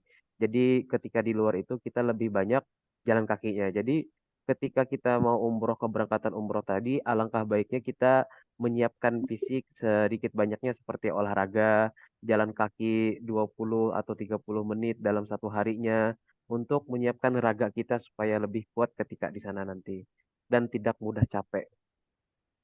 Nah, begitu. Insya Allah.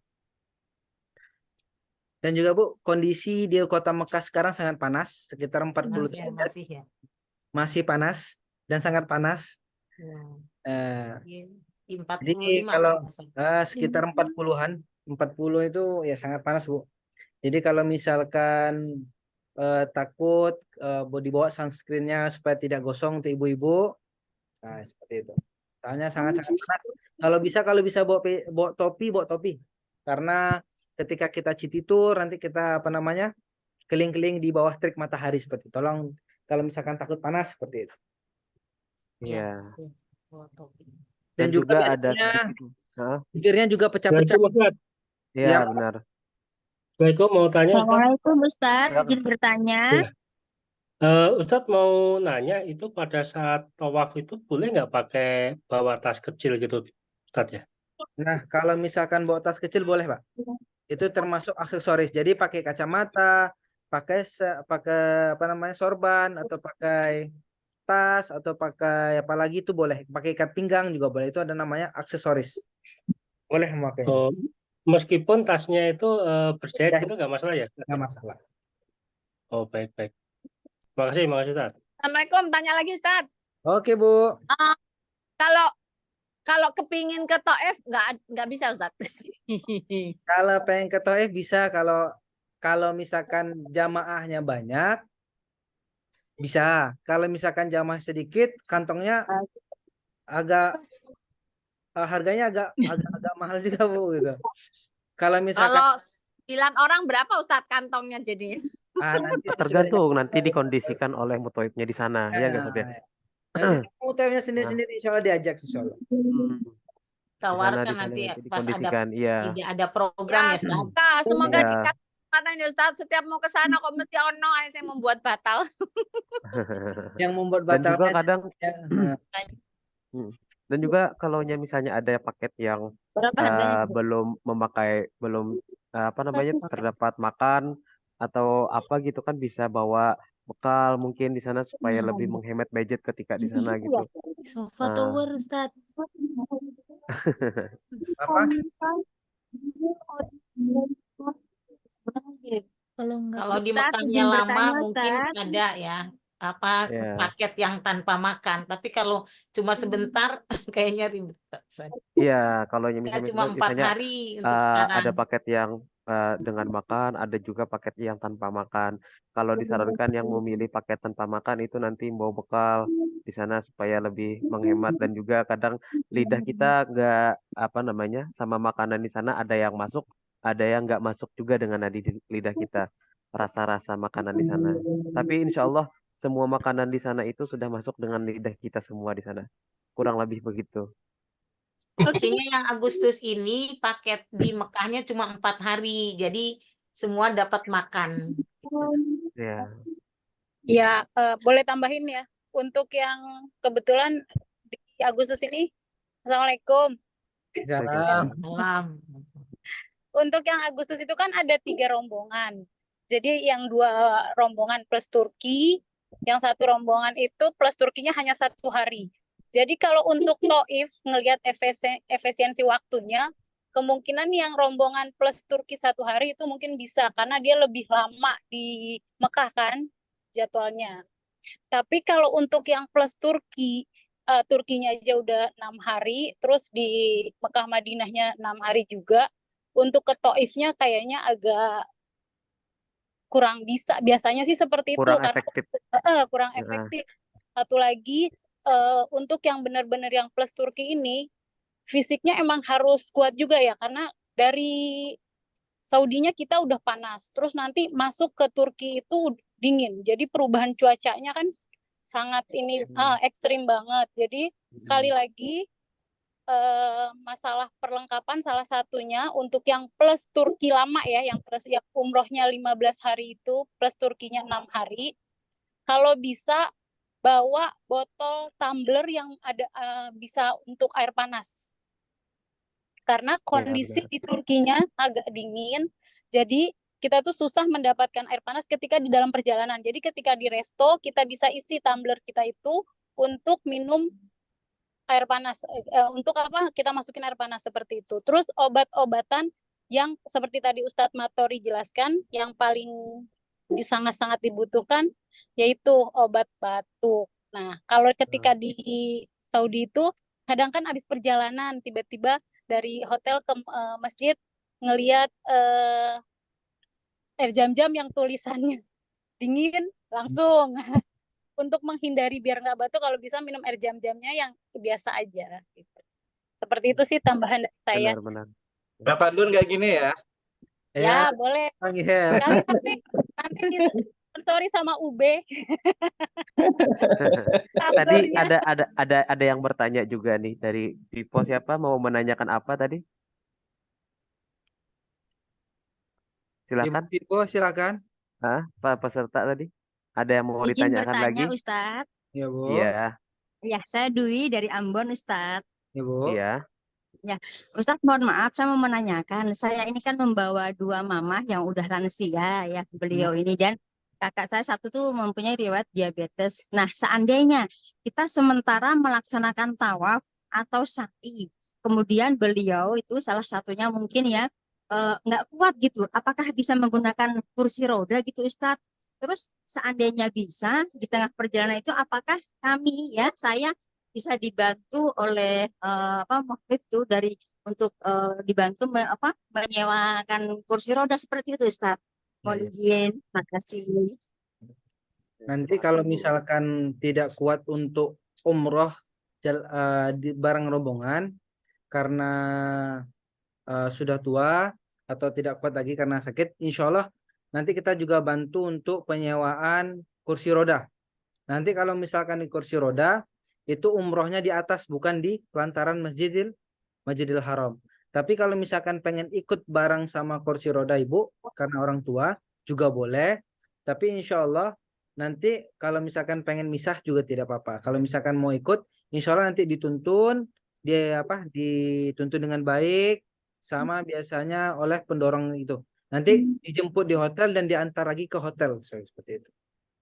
Baik. Seandainya gini, Ustadz, yang dorong saya aja, boleh kan ya, Ustadz ya, bareng-bareng dengan rombongan gitu?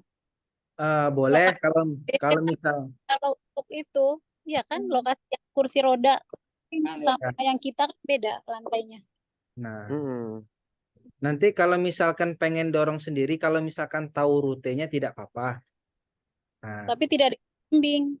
Tapi tidak dibimbing seperti itu. Enggak, yang saya maksud apakah saya bisa mendorong dengan kursi roda itu tapi dengan rombongan gitu. Maksudnya dengan kursi roda itu bisa sama-sama dengan rombongan apa enggak, atau memang harus misah sendiri gitu. Kalau misalkan dengan kursi roda itu di lantai 1.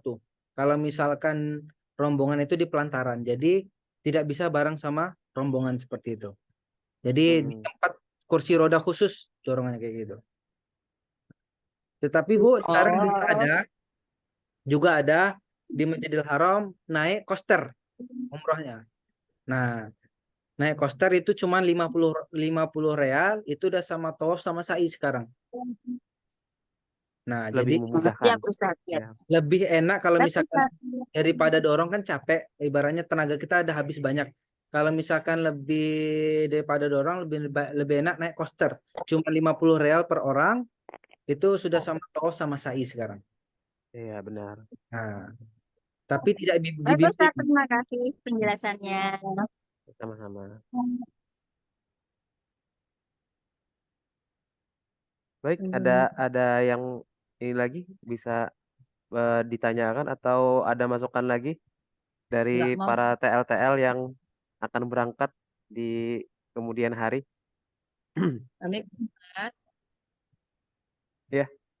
Ya, izin. Assalamualaikum warahmatullahi wabarakatuh. Waalaikumsalam.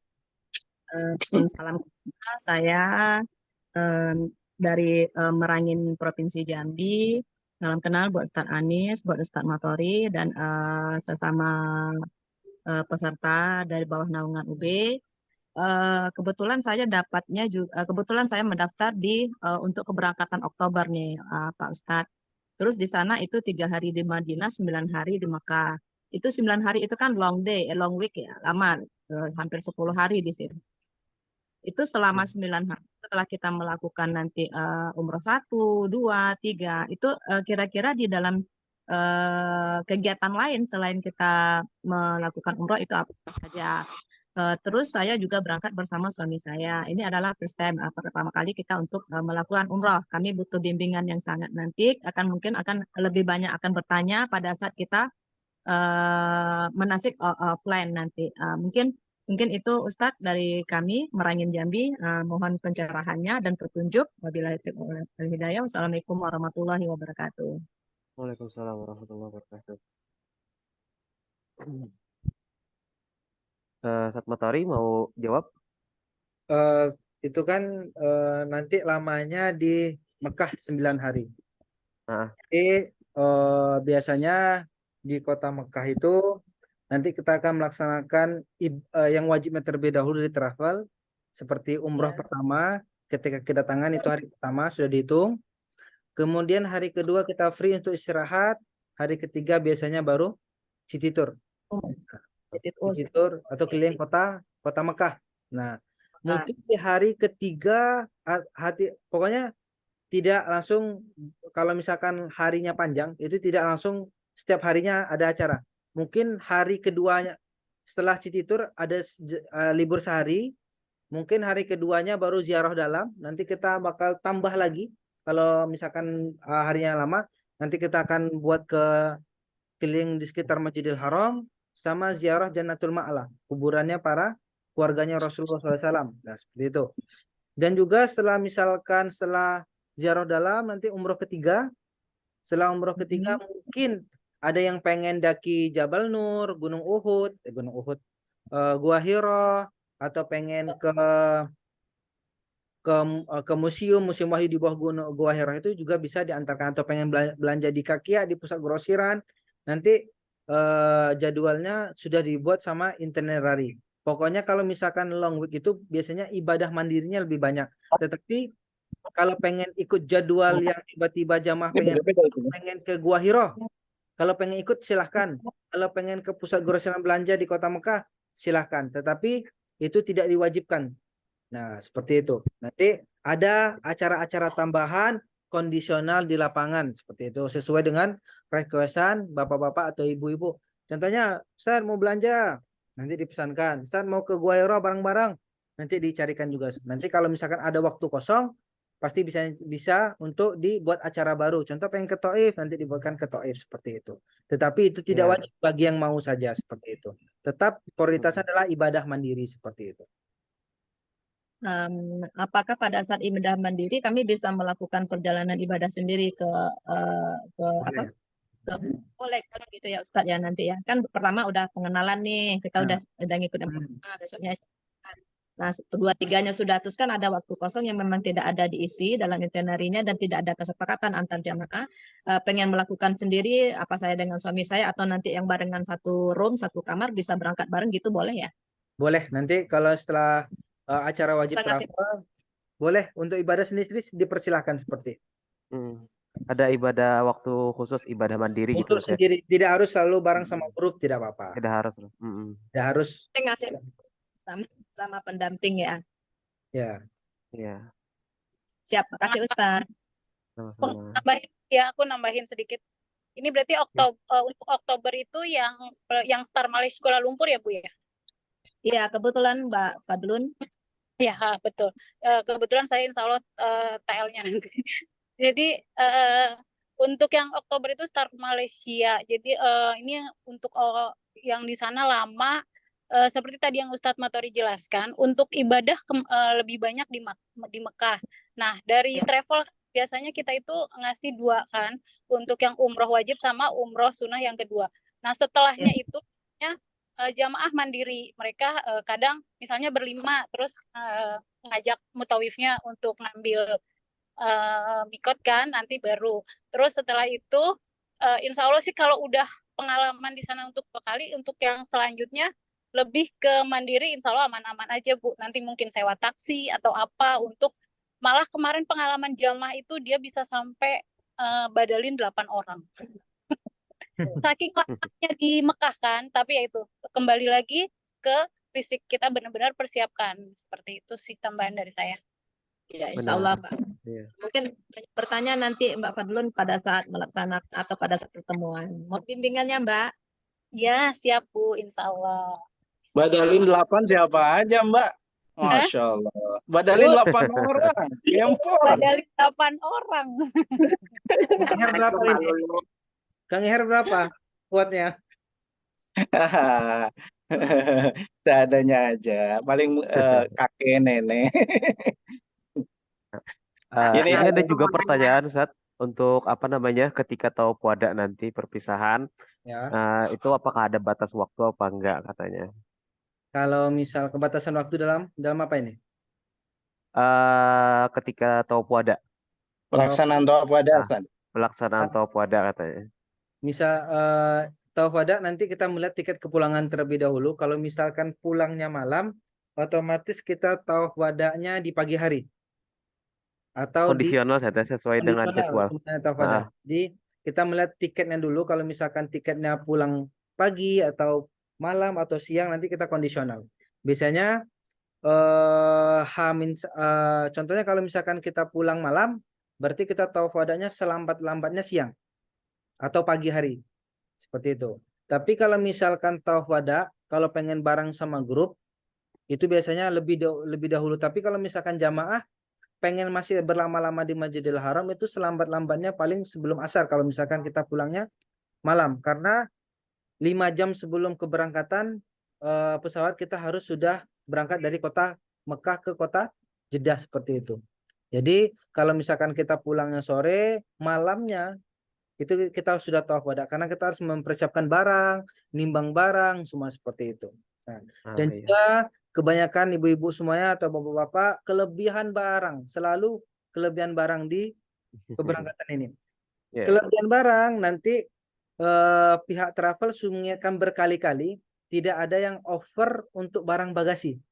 Kalau misalkan over timbangannya, kita pihak travel tidak bertanggung jawab, itu sudah diingatkan harus pas sekian. Nanti tim TL atau mutaif juga bakal menimbang setiap kamar, akan ngasih timbangan buat timbang barangnya tersebut. Mungkin kalau misalkan kita kebanyakan belanja, sekarang sudah ada pos di di Zamzam Tower untuk ngirim barang ke Indonesia, seperti itu. Sudah ada posnya untuk mengirim seperti itu. Kalau over. Kalau misalkan barangnya ketika ditimbang di bandara over, nanti ketinggalan, kita tidak menjamin untuk bisa sampai ke Indonesia, tidak bisa menjamin seperti itu. Itu di luar, kita bantu, tapi untuk untuk sampai ke Indonesianya mungkin perlu waktu lama, atau untuk menyimpan barang terlebih dahulu. Kita anjurkan jangan sampai begitu, karena selama ini orang yang lebih itu barangnya masih ketinggalan di Mekah sampai sekarang, karena ongkos mahal seperti itu. Jangan sampai berlebih seperti itu. Ya, jangan sampai lebihan overload lah ya. Ya, overload. Oke, teman. Ini ada yang angkat tangan, set BSPJI mau bertanya nih. Ya, mari. Terima kasih Ustadz. Ya, silakan. Assalamualaikum warahmatullahi wabarakatuh. Saya Rini dari Banjarbaru, ingin bertanya Ustadz terkait tawaf wada, karena ini kan kadang kita belinya tiket promo, jadi meskipun satu rombongan, kadang tuh pulangnya terpisah Ustadz. Nah, ada misalnya pisahnya selisih 6 jam. Nah, untuk tawaf wada, apakah dibimbing masing-masing atau diambil waktu yang terdahulu meninggalkan Mekah? Misalnya saya jam 6, nanti yang masih satu rombongan kita tapi masih berangkat misalnya di jam 12, jadi diambilnya yang terdahulu kah, atau yang di jam 6 berangkat jam 6 sekali, nanti yang di jam 12 sekali, begitu Ustaz. Terima kasih. Itu mungkin kalau misalkan perbedaan jam, itu berangkat ke bandaranya tetap bersama-sama. Ini suara siapa? Ustaz Oman sudah di. Oke. Kalau misalkan ada yang perbedaan keberangkatan, insya Allah kita bakal ngambil jadwal yang paling awal berangkat. Soalnya walaupun beda keberangkatan, bisnya tetap sama untuk menuju ke bandara seperti itu.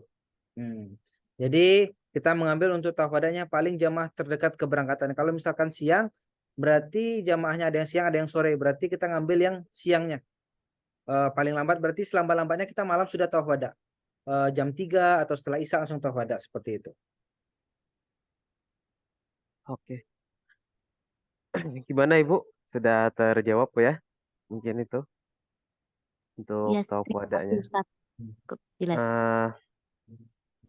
Nanti setelah ini, karena kita sudah menunjukkan pukul 16.47, Wita sudah hampir 2 jam ya. Mungkin kita nanti untuk tanya jawab setelahnya bisa kita lanjutkan lewat via WhatsApp dan akan dibimbing oleh TL-nya masing-masing.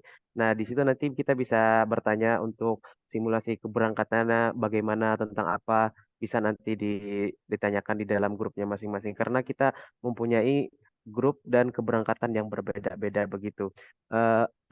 Untuk setelah itu selanjutnya nanti untuk mengenai pertanyaan seputar umroh dan yang lainnya juga bisa ditanyakan kepada Ustadz Matori langsung atau nanti WhatsApp ke saya juga, nanti juga ada tertera nomor di dalam grup-grup tersebut. Karena ini sudah menunjukkan 16.48 ya, mungkin kita tutup sekarang, sudah memasuki waktu asar di sini ya. Boleh Ustadz kita Oke, boleh Bapak Ibu semuanya kamera terlebih dahulu sebelum kita tutup, sebelum kita doa. Dibuka kamera terlebih dahulu, kita berfoto bersama. Ya, kita minta dokumentasinya.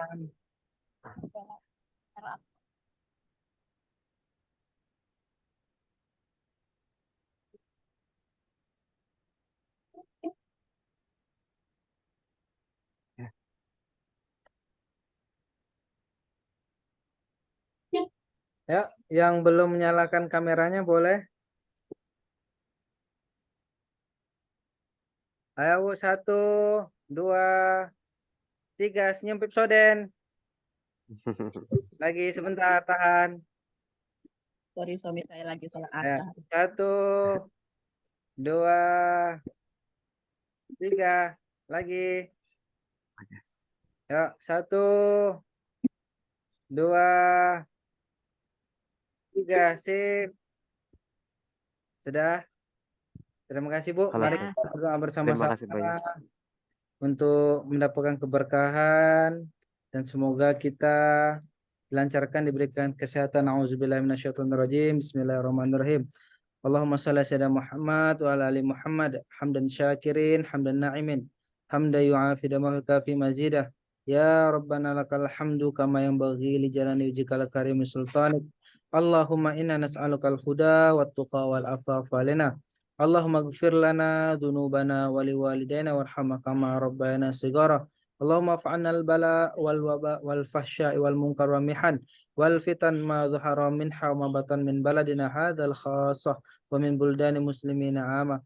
Allahumma ansur man nasaraddin wahdalul min hadal muslimin. Allahumma ansur ikhwanina muslimina fi kulli makan. Rabbana atina fid dunya hasanah wa fil akhirati hasanah wa qina adzabannar. Subhana rabbil izzati amma yasifun wa salamun ala mursalin walhamdulillahi rabbil alamin. Alhamdulillahirabbil alamin. Alhamdulillah, syukurillah.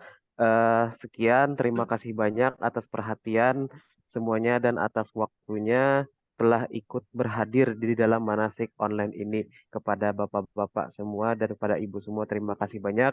Saya Muhammad Ani sebagai host atau moderatornya Ustadz Matori. Izin undur pamit diri. Wabillahi taufik wal hidayah waridha wal inayah.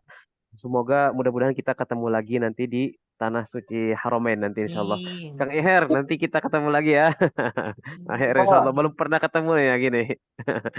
Wabillahi taufik wal hidayah waridha wal inayah. Wassalamualaikum warahmatullahi wabarakatuh. Waalaikumsalam. Pamit.